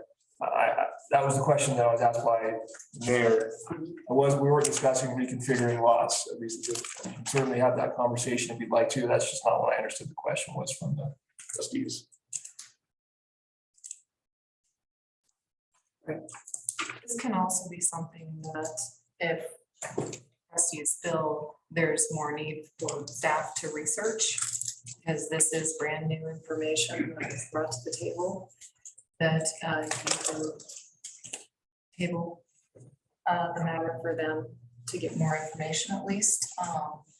It's just a suggestion, but it seems like this is kind of brand new information that wasn't really absorbed. Yeah. And then it sounds like there's a solution potentially, but doing that right here and now, you don't know that we need. I would suggest, I think that if you guys are okay with that solution, I'm okay with that. I don't, his drawing has more open space drawn in there. And part of the idea that we came up with was we'll convert open space in exchange for doing these 60 restricted buildings that are not going to be make money and they're going to cost a lot of money that we're going to build and de-restrict. So that was sort of the trade that we had in mind for it. If that starts carving out, then we probably want to relook at that too. So I feel like, I think the package is good how it is. I like it how it is. I think it's fair. I think that softens the blow for Mark a little bit with so that you can't have a commercial use right there, at least a heavy one. I don't know that we need to relook at the plan beyond that consideration, but. I think what I'm saying is that the information is brand new. It wasn't given to us before the meeting. Sure. And in all fairness, to be referencing drawings that weren't submitted in advance in the packet is, that's the only thing that I'm saying, but it's really their decision, just a recommendation. But in concept, does that satisfy you, Mark? So, yeah, that's why I suggest maybe remanding this back to the planning commission. Sorry, I wasn't able to get it to you beforehand. But yes, the primary concern is the mixed use residential immediately abutting my property line. And the fact that the town is giving up open space. I'm not asking you to give up to keep all of that open space, but I'm asking you to consider open space worth keeping. And I think it is able to be accomplished. Well, the other part of the deal, though, is very important to us. I understood. And I'm very appreciative of, of your cooperation in that matter. Right, understood. I understand the current PUD has 199 lots. The proposed PUD has 226, 6 of which are being given away. I understand that. That's why I would suggest that you maybe remand this back to the planning commission for them to be able to make that decision, because you also have a triangular piece that is not proposed to be in the PUD that has to solve the triangular lot that is at the very southwest corner that creates problems when you have a triangular lot. Mayor, point of order. I feel like we're going down a slippery slope here.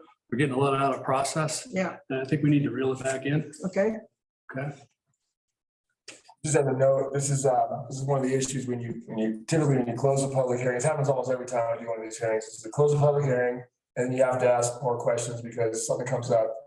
And so the general process would be is if you want to close the at least public comment portion, if somebody wants to speak again, you have to basically reopen it. I was being a little bit lax there because I thought we were going to kind of get to a conclusion quickly. But just for the record, all those comments that were made by Mr. Selby and Mark, the former planner, are part of the public record that you can consider, and they should be considered part of the public hearing. If you want to take more public comment in the future, we should just reopen the hearing and be a little more strict. I was being a little lax in my monitoring the situation, so. Thank you for your input. So I think right now, for the record, the public hearing is still closed. So I think that the board deliberates, and if you have more questions, you can reopen the public hearing again.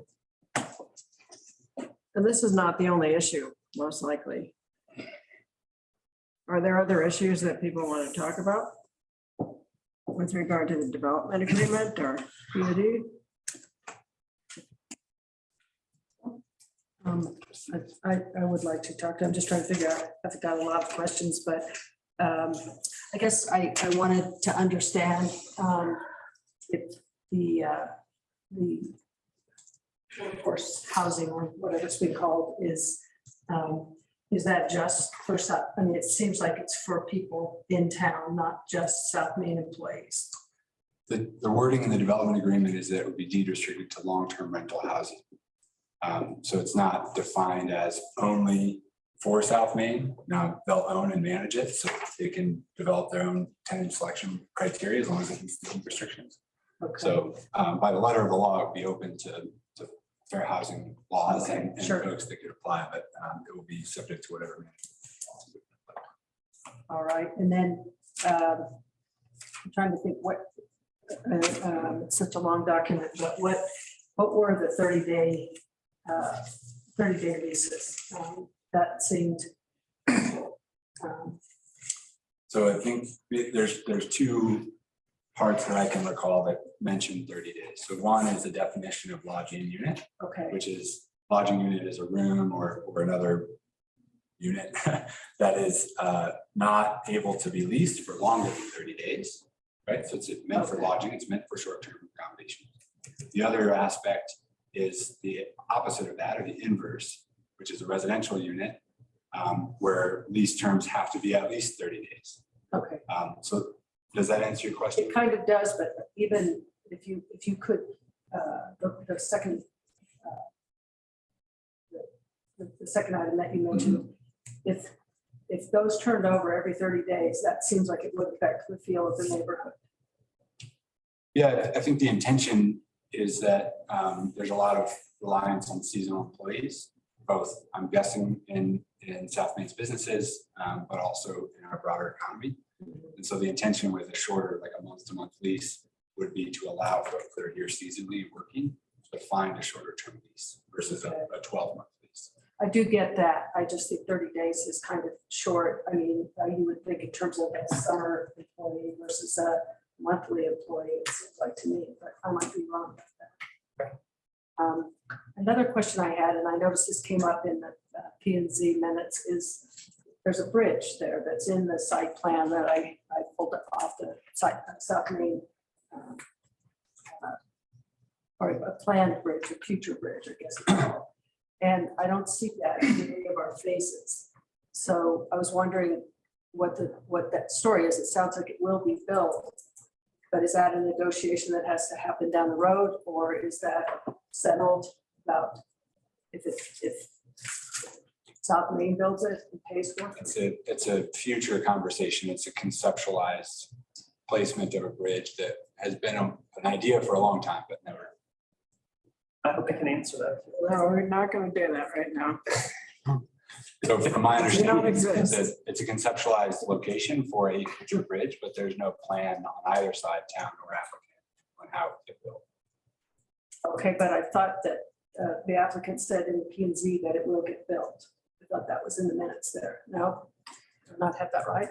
I mean, I think it's a desire, but there was no commitment made.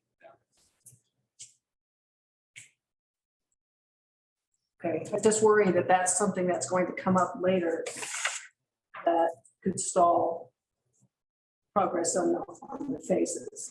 Well, to be clear, it's not mentioned at all in the development agreement, nor in the PUD. So, so it would not hold up anything. That makes sense. Okay, I mean, it just feels like, well, I don't know, just seems like a big factor if we're talking about an agreement and PUD that's going to take us through the end of the phases, that we're not somehow talking about that. And maybe I can rely a little bit more on folks that have more history of South Main. Another point is, I mean, if this is something that the board thinks is important and should be addressed, and it's not being addressed today in this agreement, and you want it addressed in the agreement, we'd have to have that conversation. So, I mean, right now, it's conceptual on the plan. There's no requirement that they build it. There's nothing addressed in the agreement also. We're not requiring it, put it that way. Okay. And the developer's not proposing to build it. It's probably a conceptual idea. So if he comes back to build it, it should be part of could be part of a subdivision application. It could be part of another development, but ultimately, this is not being addressed now. If you think it should be, you have to have that conversation now. Okay. I guess also, I wanted to understand the landscaping plan a little better, just that it seems like we're offering I don't know, honestly, I guess I'm not familiar. Maybe Sean, you know what the requirements are. I mean, do we require folks to do landscaping that's sort of environmentally responsible? It sounds like we're allowing exceptions to that, but is that correct? Yeah, well, and you can, I think what we're still looking at, with phase 3 is, we haven't gotten to that review component for the design one for landscaping. I don't know if I quite understand your question. Well, it sounds like we're allowing them to decide on some trees that may or may not conform to what we recommend. But I make, again. Yeah, not yet. There's reference in the current development agreement to a master landscape plan for the neighborhood and the development. That has not been able to be located by staff nor the applicant. Okay, So we actually deleted that reference entirely. So there's no master landscape plan that would be subject to review of each phase's subdivision. Okay. So that, does that answer your question? So there's no special plan out there. Okay. I thought that we had some kind of plan. I just couldn't find it. It's been repetered in these Yeah, right. documents, but no one can find it. Okay. So that's why we deleted it. Okay, I think that's it for me for now. Peter, do you have any questions? Other trustees? I mean, I think, again, the way I kind of been viewing this is, a lot of this is trying to kind of catch up with the times to a certain extent compared to where we were before phase 1 kind of started. And a lot of this is to allow for changes that have occurred and that a lot of concerns that that the public might have, or we may even have, really it's more when the rubber hits the road kind of during the fighting phase, not specifics if I'm not mistaken. And this just kind of allows for that freedom for that build. If I'm wrong, that's kind of my understanding of this change of adjustment. And that's generally right. I mean, what this does is it provides for, it does change some things. It does change the open space requirement. It does get the affordable housing project trade. But the details, particularly with respect to public improvements, access, all the kinds of things you consider during how you actually design the lots and plot them all, that's all part of the subdivision phase. This does set up sort of the general structure of what's going to be built inside that general structure. So it does give them additional freedom in some ways and less in others, but ultimately the details are in the planning portion. Yeah. So. Questions then? Cindy, do you have any questions or comments? Well, something that I just don't understand. Page 183 under number 2, it talks about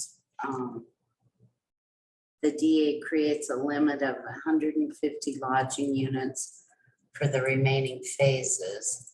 The next sentence down talks about 300 units.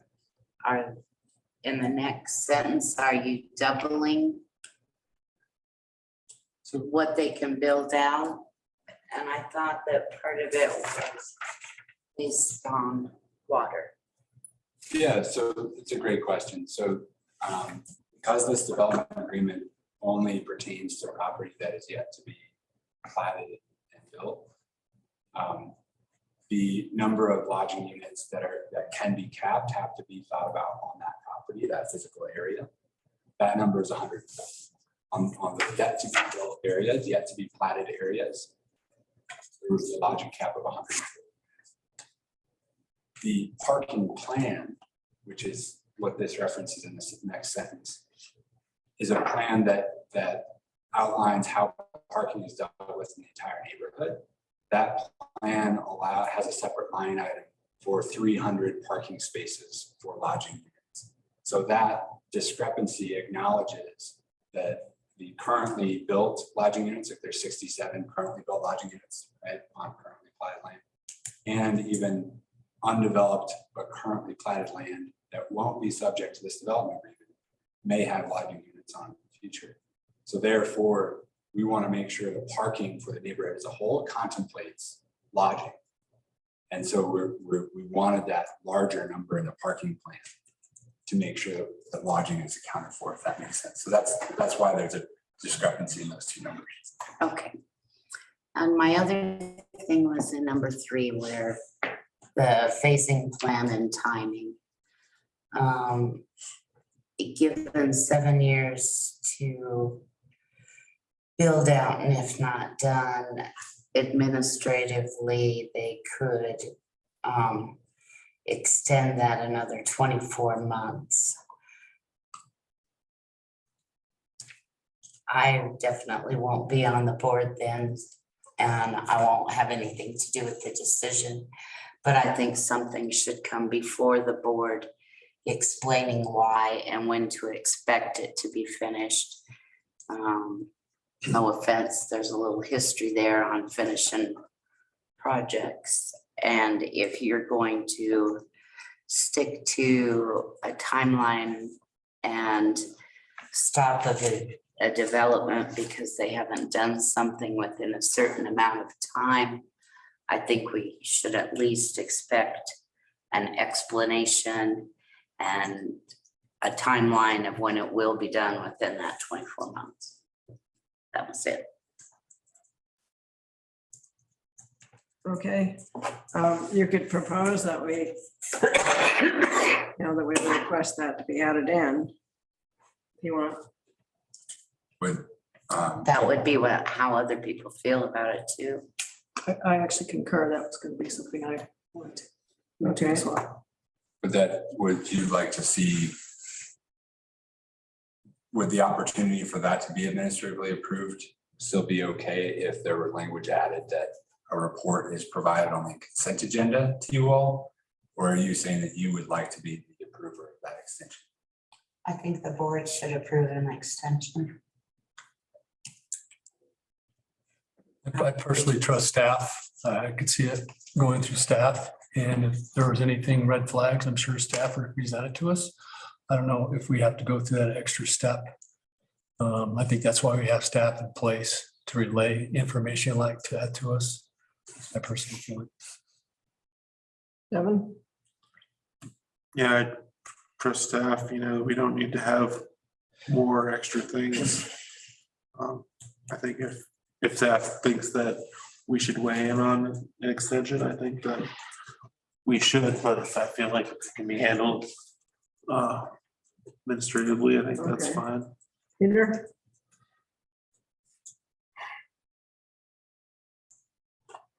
I don't know. I mean, I think there are some other constraints we're kind of taking into consideration as well. I think that, yeah, I don't know. I mean, we should be able to trust staff to be able to get this done and move it forward. I think the one concern I have with leaving it to staff is if staff is then responsible for continuation and approving that, is if it comes back again and again and again, and it just takes up staff time over many iterations, whereas if it comes to the board, there's more of a concrete, we have to come with a clear plan and yes or no, and instead of kind of kicking the ball down the road with staff possibly. But it is only, in the current DA, it's only allowed to happen once per phase. Okay. Okay, Sue. I guess it's not an apples to apples comparison, but we've had an applicant for a marijuana business have to come before the board twice for 6-month extensions in that project. And I feel like this is quite even a bigger deal than that I would want to have come before the board. Okay, well, Gina, does she get to weigh in on this? Gina, what do you think, Gina? To be honest, I don't have too many thoughts either way, as I don't have a say in anything here. And so I'm kind of letting you guys run with it, to be honest. So, yeah, I don't have much to add. Okay, so the question is, do we want to vote on that as something that we want to put in the, we're going to end up tabling this anyway, until our next meeting, I would think. That's a decision you guys have to make, but it is an option. That's why I threw it out there. It does seem like there seems to be questions that staff could research and get answers for that might help you through the decision-making process. And that's exactly what a tabling would allow you to do. That's all the only reason I mean, that is just an option, is purely an option to, but that someone would have to motion. Yeah, just to be clear, I mean, the technical, I don't really get too involved, but it's really a continuance to a date certain. So you don't have to notice it again. Continuous to a date It's a certain. little better, but yeah, because you don't have to notice again. yeah. And Mayor, I don't know if you want to open the public hearing again, but the applicant did seem to want to speak. I can see that. but- Okay, sorry. Just your call. I just didn't know if you saw it. I think we should just get finished up here, you know, with deliberating among ourselves. Okay. So I don't think we've really reached a decision there, though. You two are in favor of the staff handling it. Cindy's definitely feeling like they should come in front of the board. And you are too, And Sue, this is right? just for the 2-year extension, right? Right, yeah. And then I don't know where Peter stands exactly.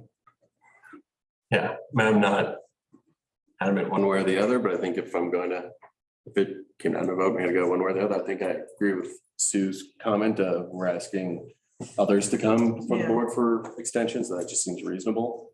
That if we're asking that for other, businesses, organizations, then it just seems fair, but no. Okay, so that sounds like a 3-2 to me, to just include that in here, that they have to come in front of the board to get the extension. You have to have that as part of your final formal motion, but Okay, that's, the consensus seems to be, or the non-consensus majority. and then the other change that we've talked about is to zone those lots as residential. Is it residential mixed? Yeah. And I'm not sure that we decided on which lots Yeah. we'd like to see. I think I can't really read this that well, but It was 11-14 and 11-13. okay.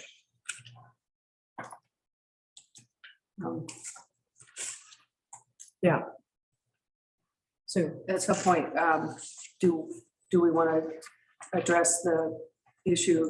I don't think we already looked at this Swift Street. We received a letter about that and we've had a comment about it tonight. yeah, the letter and the comment are from the same person. Oh, I see. Okay. Yeah.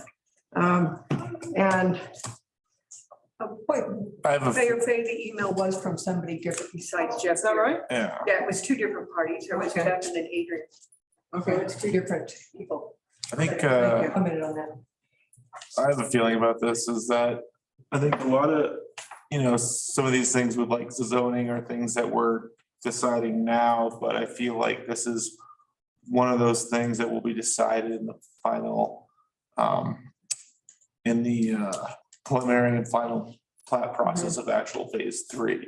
It sounds like the developer is working with the citizens who live in that area to figure something out. In the staff proposal, they said Chaffey County Fire and Police didn't have a problem with it. Right.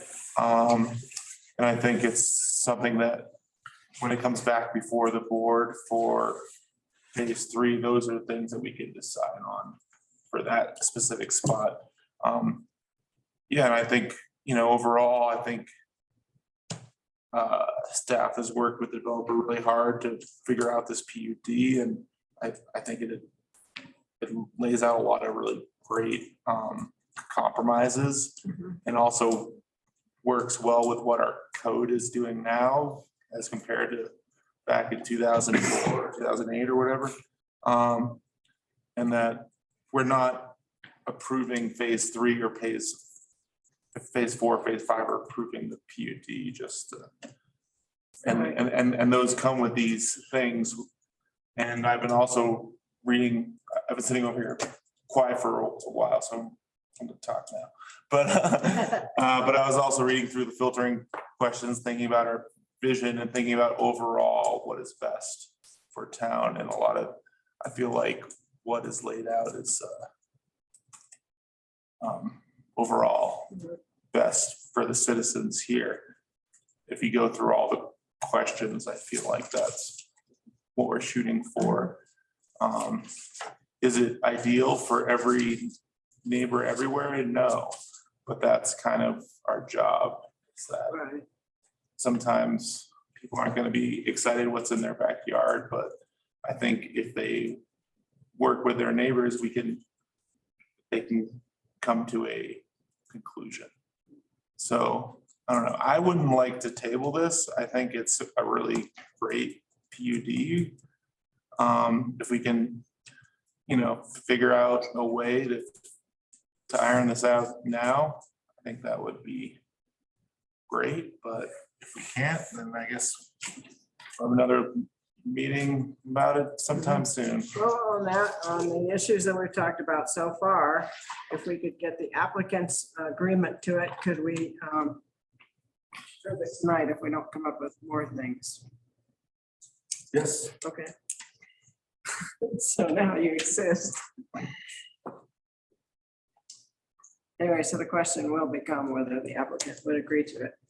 I mean, I guess it looks like the only two items we have for agreement, though, at least from my hearing, are a change in zoning for lots 11 through 13 and 11-14 for residential mixed. That's part of it. That would be part of the PUD approval. And for the development agreement approval, it would be changing section 7D to basically make the decision by the Board of Trustees, not the town. That's all I think I've heard so far. Here people have So please, we're, go ahead. and I think I did hear this earlier, but we can't move on the additional trail or anything like that in that same area, that open space area. So, yeah, if you decide that's something that you want to address, you can certainly do that, but you have to be part of the motion. It would have, seems like it's complicated enough that would be something you probably want to continue. It hasn't been reviewed by staff. And I will say that part of staff's collaboration with South Main on this whole southwest corner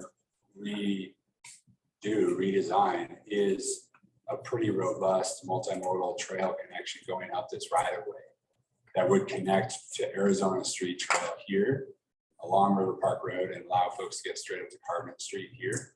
So that's been an explicit part of our conversations with South Main, and definitely my oversight of not calling that out in the staff report. And that's where the power line is? Yeah. Right, yeah, so that would be the natural place for a trail.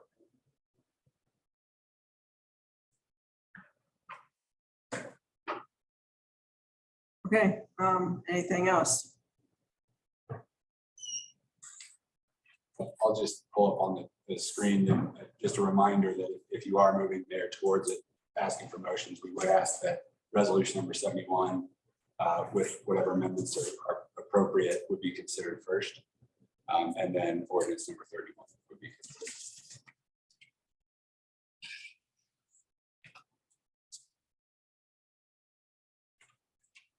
Mayor, Yes. I have one more thing I'd like to share, Okay. if I could possibly, before we vote or whatever. I just want to thank staff for your well thought out work and discussion on this PUD amendment and development agreement. I also like to thank the Planning and Zoning Commission for the detailed work they did for the PUD. And also thank South Main for the collaboration with these teams on this. I really appreciate everyone's dedication to finding solutions that benefit our whole community. And I feel we have a great opportunity here to move forward from the past and work together for the build out of South Main. The completion of the PUD will benefit our whole community as it will contribute to the successful future of everyone. Well said.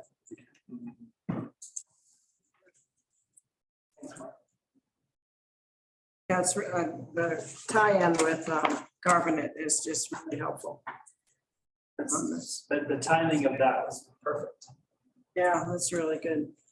Is there a way we can reach an understanding on some of these things so we could approve this?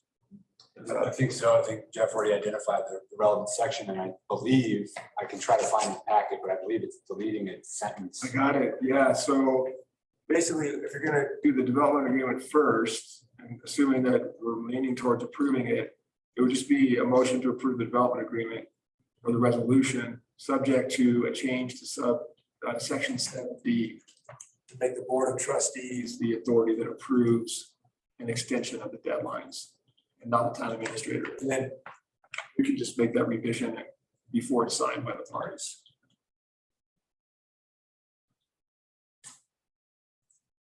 That sounds good to me. And I do want to just remind you all that the DA is a mutually agreed upon contract. So I don't know what the protocol is, Jeff, but I do think it's important that we have agreement from that. Yeah, I mean, so ultimately, you guys can put any condition you want, and it doesn't matter what the other side says. If they don't agree to it, it's not agreed to. But I mean, I can't imagine that this would be a huge issue for the applicant, but he can make a comment now if he wants to. I would like to at least say one thing, if you don't mind. Please do, Jed. Thanks. Cindy said something that. Do I have to reopen the? Oh, sorry. No, well, this is actually dealing with the DA. Okay. So it's not necessarily part of the public hearing. Well, Cindy said something that I think is worth pointing out, and it was essentially, well, South Main's great and all, but you've missed all your deadlines. Everything's, I mean, that's been the sentiment, because when we started South Main and I was 25 years old and had never built anything, and BV had no economy, and there was no one here, we had 2 years to build phase 1. And we finished phase 1 this year. So, I mean, it's an unbelievable undertaking that we underestimated so blatantly, and because we had no idea what we were getting ourselves into. We always did a good job and we always followed through with our commitments. The only commitment we never followed through with was time. We were also struck by a horrific recession that is well beyond our control, among other things. And we're the only developer that stayed in business, it's worth noting. Everyone else went bankrupt, all the major developers in BV. So this 7-year thing just sort of strikes a nerve with me, because number one, I'm being told that I have 14 years to do the next 75% of the project that took me 18 years to do the first 25%. And so I'm like, well, that's probably not going to happen, even if I wanted it to. We're heading into another recession. And I'm like, well, I guess I'm going to lie again up here today and sign this document away, knowing that this 7 years is totally outside of my control. Like, let's be completely honest. We're going as fast as we can, but if I tell you I can do this in 7 years, I have no clue. We could be in a recession next week. What I will tell you is we're going to work diligently towards it. We're going to do our very best. We're going to try our damnedest, and then we're going to come back. But we're just setting ourselves up for the same thing that we just did. And that's why it kind of just bothers me a little bit, is it's an artificial thing. There's nothing in the code that says you have to finish development that adds a third to the town in 7 years. That doesn't exist in the code. That's a fabricated rule that we're putting in there for, I don't know what reason, other than you guys can, probably step on my neck if you want to in 7 years. So that's the outcome. And I'll come up and beg for forgiveness. But if we build everything on that thing in 7 years, you guys are going to be like, please slow down. Like, we don't need all of it in 1 year. I mean, it's a big project. When there's actually 400 more houses down there, town's going to feel different. I mean, what we're asking for is for it to be very different very quickly. And that's not the nature of what we're doing. So, but we do want to move forward, and I'm going to sign it. So you can step on my neck now. I have no intention of stepping on your neck. Well, and I don't like being referred to that way. But when we go to giving out water for certain projects and stuff, and if we're guaranteeing you something, we need guarantees in return. And I honestly think if you came up here, who knows, I might be dead in 7 years, whoever you're talking to up here will be more than likely extend your 24 months. And if you came to them another 24 months later, it might be the same way again. But what we are wanting when we do something like this, and I do think South Main is great for our community. I'm not kicking South Main. My parents love to drive down there and look at your neat buildings, and it is very vibrant and good for our community. But when we do something for you, it has to be equivalent to what we would do for another developer. It is a big project, though. And it is a big project, but you're not the only big project on the page right now. And we're looking at others. And so I'm not saying that we will step on your neck. I have no desire to step on your neck. Didn't care for your choice of wording. But it is, when we expect other developers to follow a time frame, you would expect the same for every other developer that we work with. Otherwise, I could be saying, oh, this person over here, and we would be showing favoritism to a developer. We're not supposed to share. We're not supposed to give favoritism up here. Well, I've done the best I can and it's taken a while. So if, there are developers that can go faster and, I might not be the right developer for the town. It's the truth, if that's the case. Okay, let's get a wrap on this if we could. It's great to have you developing that area. It's beautiful. And I agree too with you that we have to treat people equally. But let's move along and see, can we approve the development agreement? It's not the one that has the changes, right? It does. It's, Okay. yeah, the development agreement has, so if you're leaning towards approving it, it would be a motion to approve the resolution. What's the resolution number? 71. It would be a motion to approve resolution 71, subject to a revision to section 7D of the development agreement to change the entity that decides whether to grant an extension from the town administrator to the Board of Trustees. And you can just so move, that's what you want to do. So moved. Second. Okay, so we got Rowe and Swisher. Did you get that, Paul? Oh, I've got to listen to. You get the whole. I know you. Like a court reporter over here. Can you call for further discussion on that motion? Yeah, is there further discussion on the motion? Yeah, I agree with the DA, but I do disagree with terms as far as bringing it back on the amendment to that. I'm sorry, I don't understand. Well, I agree with the development agreement, but I do not agree with that amendment that Jeff just spoke to. Okay, this is the one to come before the Board of Trustees. Okay, you want to put that in the form of a motion to take it out? We've already got a motion on the table. Yeah, And so you can basically vote on the motion on the table, see where it goes. If it doesn't get approved, you can make another motion, maybe without that amendment. okay, so let's vote on the motion that's on the table, which is with the amended terms. And I think we should do a roll call vote on that. As a point of clarification, Gina is able to vote on the development agreement. That's correct. Thank you. Okay, trustee Cobb. Yes. Trustee Hilton Hinga. Yes. Trustee Lucrezi. Yes. Trustee Jenkins. No. Trustee Rowe. Yes. Trustee Swisher. Yes. Okay, that motion passes. So now we can move to the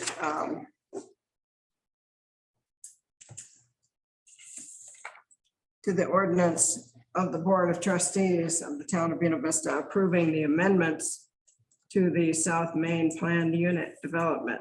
So this is the changes that have been made from the original one.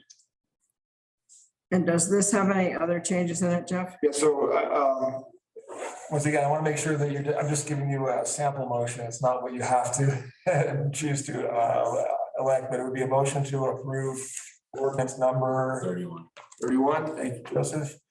Subject to a revision to the PUD plan to change the zoning on lots 11-13 and 11-14 residential mixed. Okay, does anyone want to make that motion?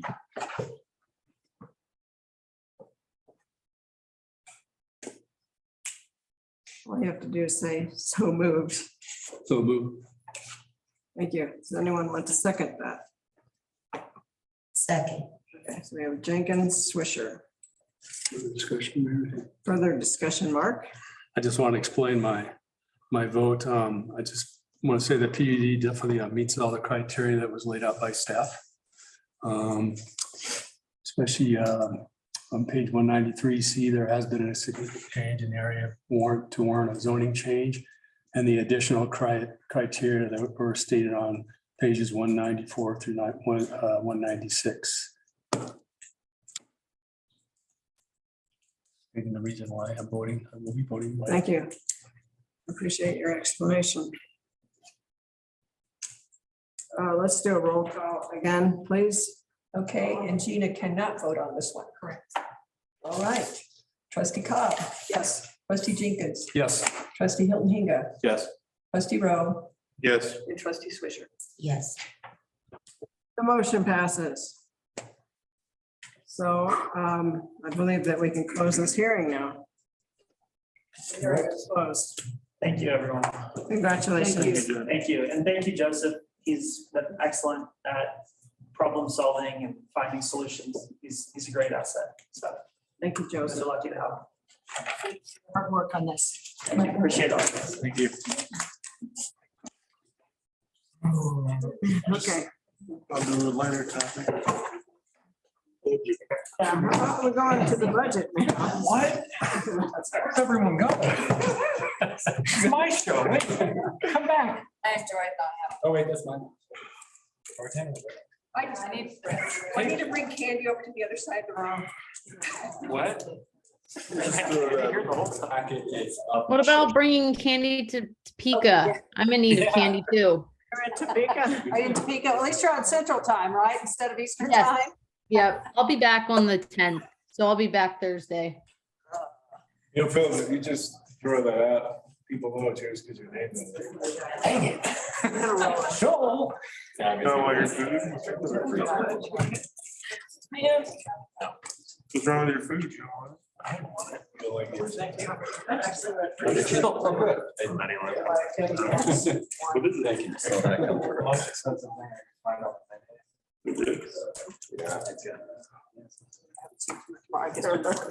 You can go if you want.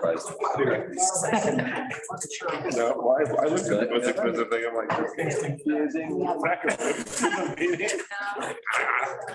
It's hard enough I had it like this. Anyone have a It's not be rude. Are we in the?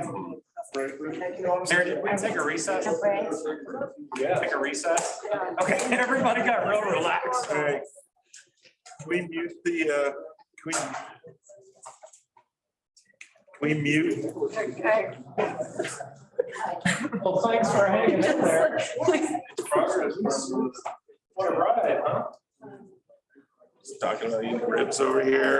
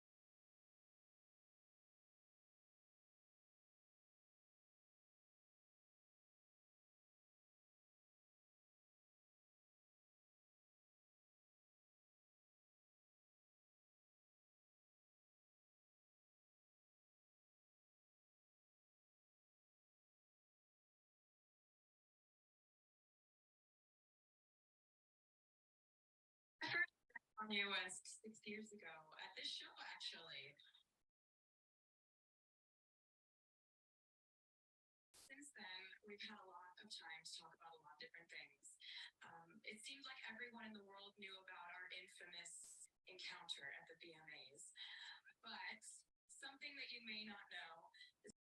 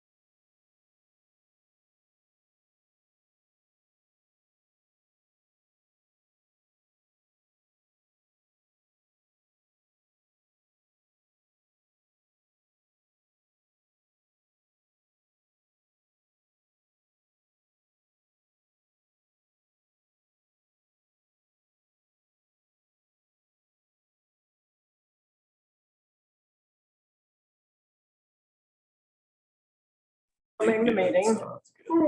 And I would like to, I open the public hearing for the 2023 Town of Buena Vista budget. And I'd like to have Philip talk to us about the budget. Right. In the beginning. Oh. So. Sorry. All right. So page 264 of your packet. 260. Sorry, I had to say that. Is the memo as we stand on budget. things are progressing nicely, and thank you for the trustees for using ClearGov, and we've had some correspondence in the tool and things like that, so appreciate that. Couple of the key changes since the last meeting. One, we did get some clarity on our major airport capital project next year. Jack met with CDOT, FAA, and the engineers, and so that the cost of that, actually the scope of it's increasing a little bit, and we're utilizing even more grant monies, which is great, but it does increase our grant match dollars in the airport fund. So you will see that our transfer to the airport fund has increased from 160,000 to just a little over 172,000. So a little bump there, but it does balance the airport budget. We had a little bit of clarity on some of our IT expenses across planning and clerk, but that actually saved some money. And the main thing that I wanted to provide you this meeting is following my memo is a table which I tried to simplify. Well, I promise I tried to simplify the way this looks, trying to project fund balances, but there's just a lot to consider, all the puts and takes. So it ended up being a little busy, but it simply what this is a projection of end of year fund balance in 2023, assuming that the current draft budget was adopted, right? So it also takes into account things that we know about as of now. So certain projects that will carry over into next year, certain projects that we're going to come under budget this year. So and then also our excess sales tax over budget this year. So it takes a lot into consideration into, hey, what do we think the beginning fund balance will be January 1st, 2023? And then what the current draft budget would do to those fund balances. So you'll see the unrestricted fund balances towards the end of that table, which is really how much do we have to, how much does the board have available towards one-time capital expenditures, in addition to everything that's in the budget. So you can see between the general fund and the capital improvement fund, there's still a pretty healthy balance there, right? A little over 1.1 million in the general fund, a little bit left in the capital improvement fund and so on. Water is another one that we have a substantial amount of projects going on. So I wanted to show you that as well.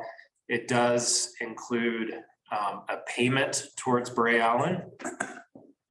As we had planned next year, 1/3 of that cost in the budget, but you'll see we still have, and then all of the loan covenant restrictions and everything, and the new debt payment starting up next year as well for our water loan. So it takes all of that into consideration. You can see that we project to have about 1.5 million in the water fund available for other potential expenditures.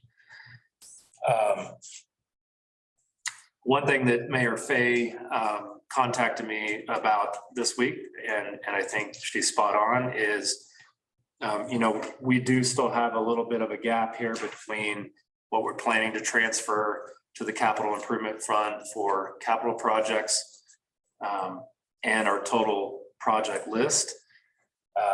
And we can pull from some of these other funds like the street fund and more from the conservation trust fund to help close that gap, which I think is something that I'll bring back to you next meeting. Our sales tax actuals just came in today for the town portion for September, and as expected, they are higher than budget quite a bit. So I want to integrate that in as well before I bring kind of a new picture of what all that looks like. So I'll pause there. Any questions about the fund balance projections?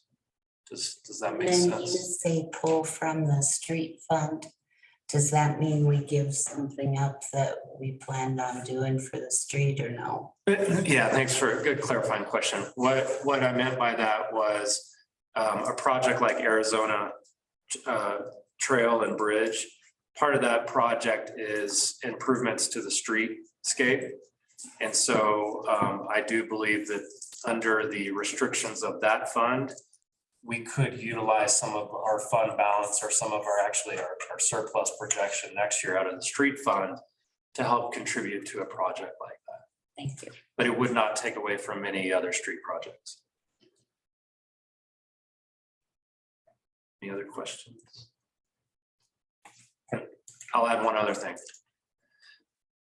Joseph hasn't done this yet. An updated value for Carbonate Street land. The comment earlier in this meeting about town only contributing $16,000 towards housing. I'm sorry to take exception to that as a steward of our finances.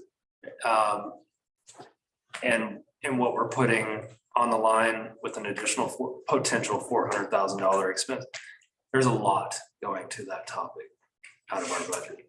And we'll see how the ballot question goes, but the community had the ability to put money towards that topic across the county.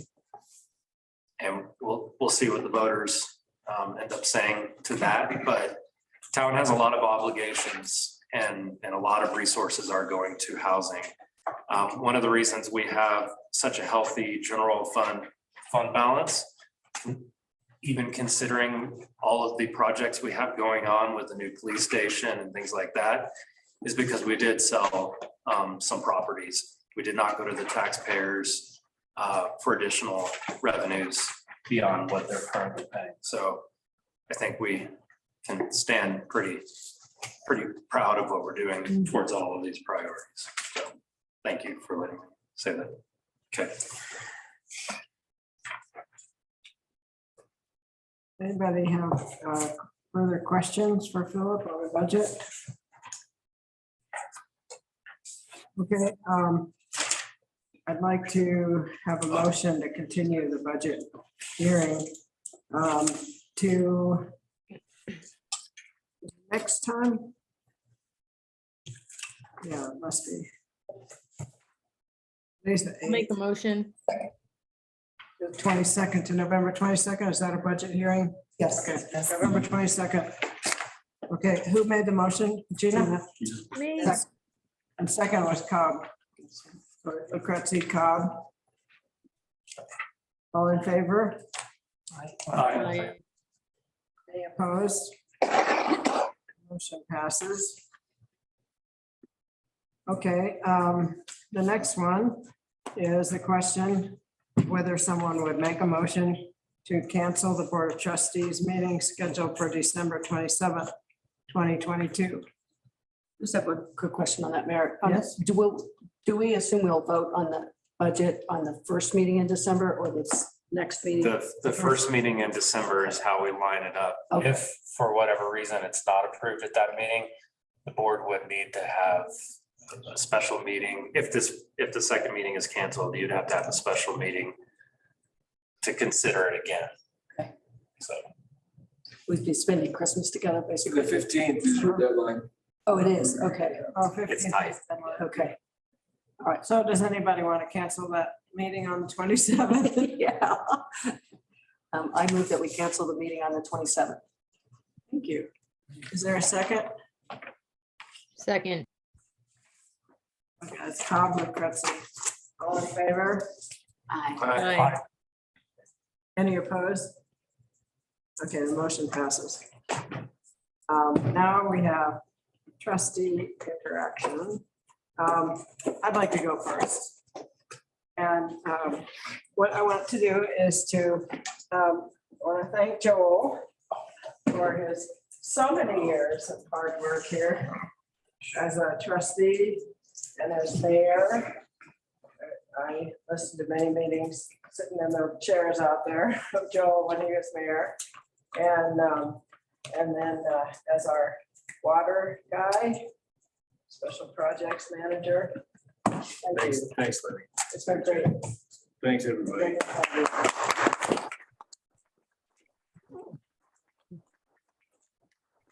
Cards that you can look at later.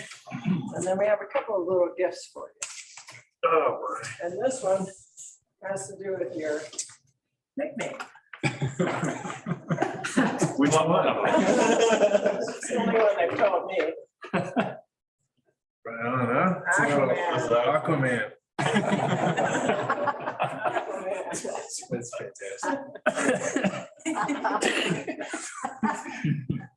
I'll put it in a good spot. Good. Yeah. I wasn't behind that at all, but I was behind calling it Aquaman. Oh, yeah. Yeah.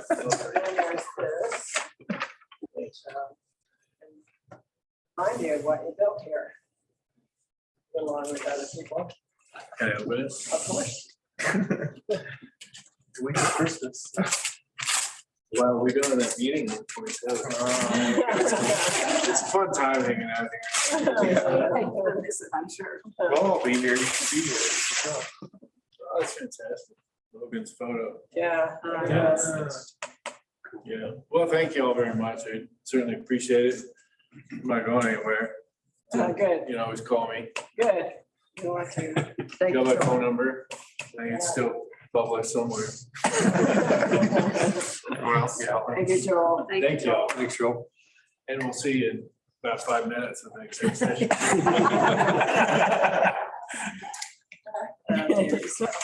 any other,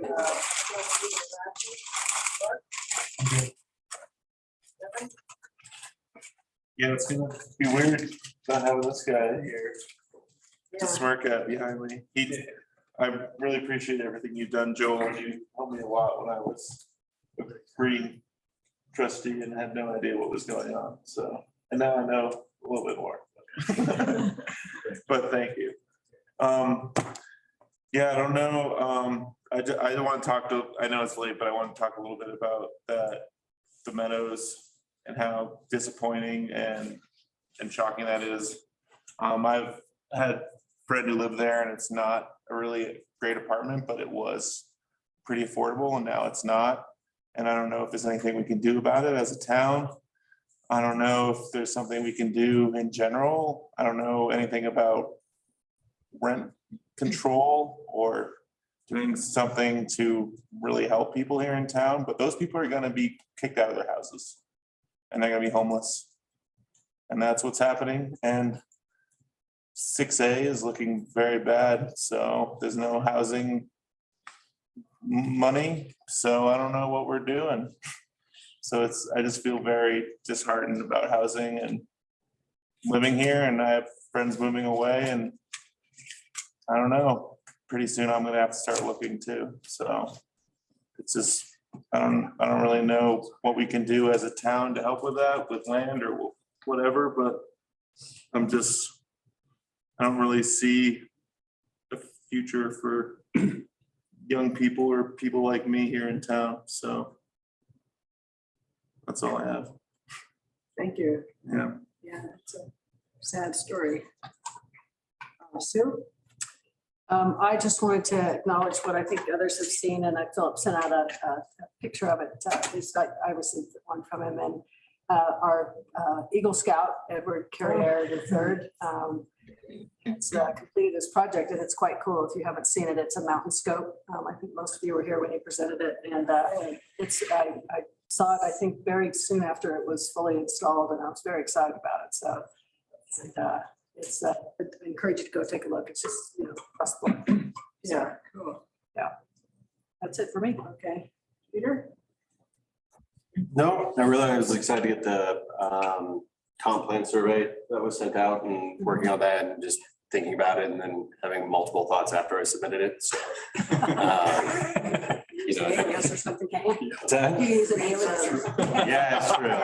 Can't really get away with my new last name. My old one really either. Yeah, But, that's true. no, I'm looking forward to that.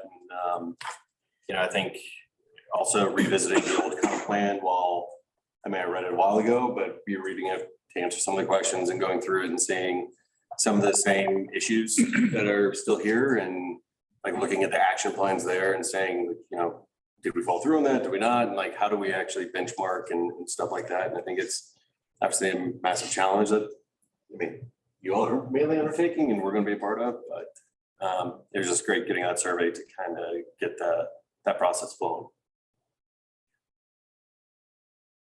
Cindy? I have a comment for Devin. And it's, we need to get some of the projects in the works built for people to be able to live here. And I don't think the town has the money to build something like that Selby was gonna build, but I agree with you. We gotta get some of these affordable places built. That's it. Okay. So, Me, oh, Gina. come on. It's 11:30 our time. No, I just have a few things. Firstly, just a huge thank you to Joel for everything. I haven't been around that long, but the time that I have been here and getting a chance to meet Joel and just kind of see all the work he's done, then even, precedes me getting on the board as a trustee. I just huge thank you for everything you've done and the impact you've made on this community and the town. And I'm glad you're not going anywhere because I do want to pick your brain and I'd like to say goodbye to you in person since I'm out here in Topeka and can't do that right now. But thanks for everything. And then I actually wanted to also mention something about the meadows and it does tie to the first business item we had tonight with the property conveyance. And I guess I kind of want to say like, and maybe it ties a little bit to what Devin's mentioning is like, I really want us to think hard when the developer agreement comes. And if we don't get what we want from it, like, sure, I want the Carbonate streets to work out or the homes to work out, but I don't want to just be scared to demand what we need. We've got skin in the game too. And I don't want to get steamrolled by developers. And I'm concerned that if we don't have teeth, we'll never get those affordable homes that we want. I live over in the farm and I've seen what has happened there. And so it does make me anxious that we don't have anything kind of to save our butts in a sense right now. And we're going to have to, obviously have a great collaborative conversation with those developer agreements, but I'm just telling you all in advance, I mean, get ready to put your foot down a little bit. We need those homes and we need them at rates that we can afford.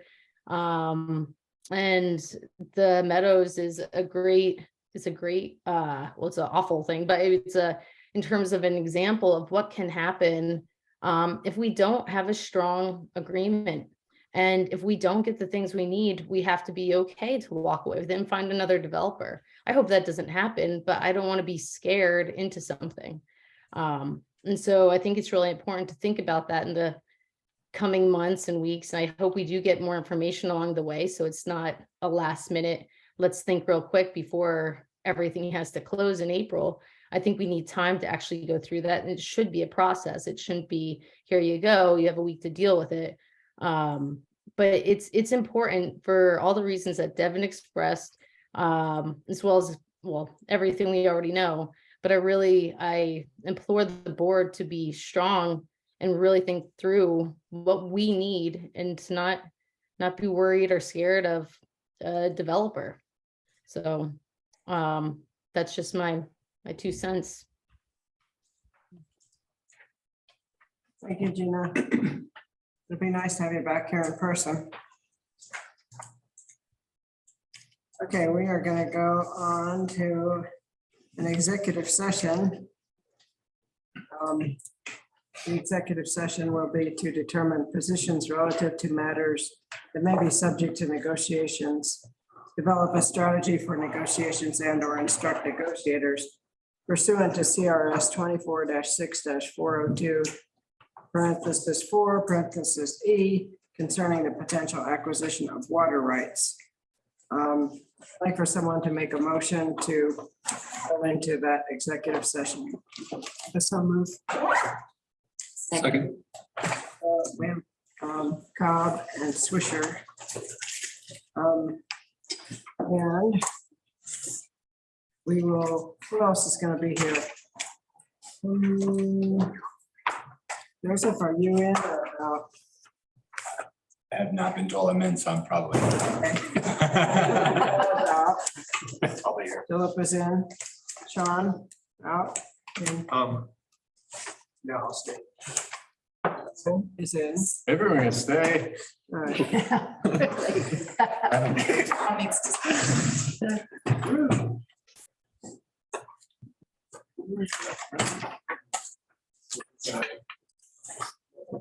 Keep it in the box. Well.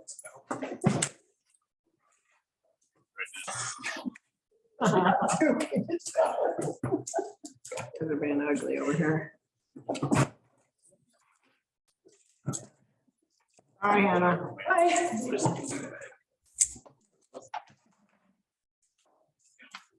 Justice League. Have earmuffs on, so you're Right okay. in the report. Yes. Start the new one. Yes. Did we vote? Better. Good night, Thank you. Joseph. Hi, Joseph. Thank you.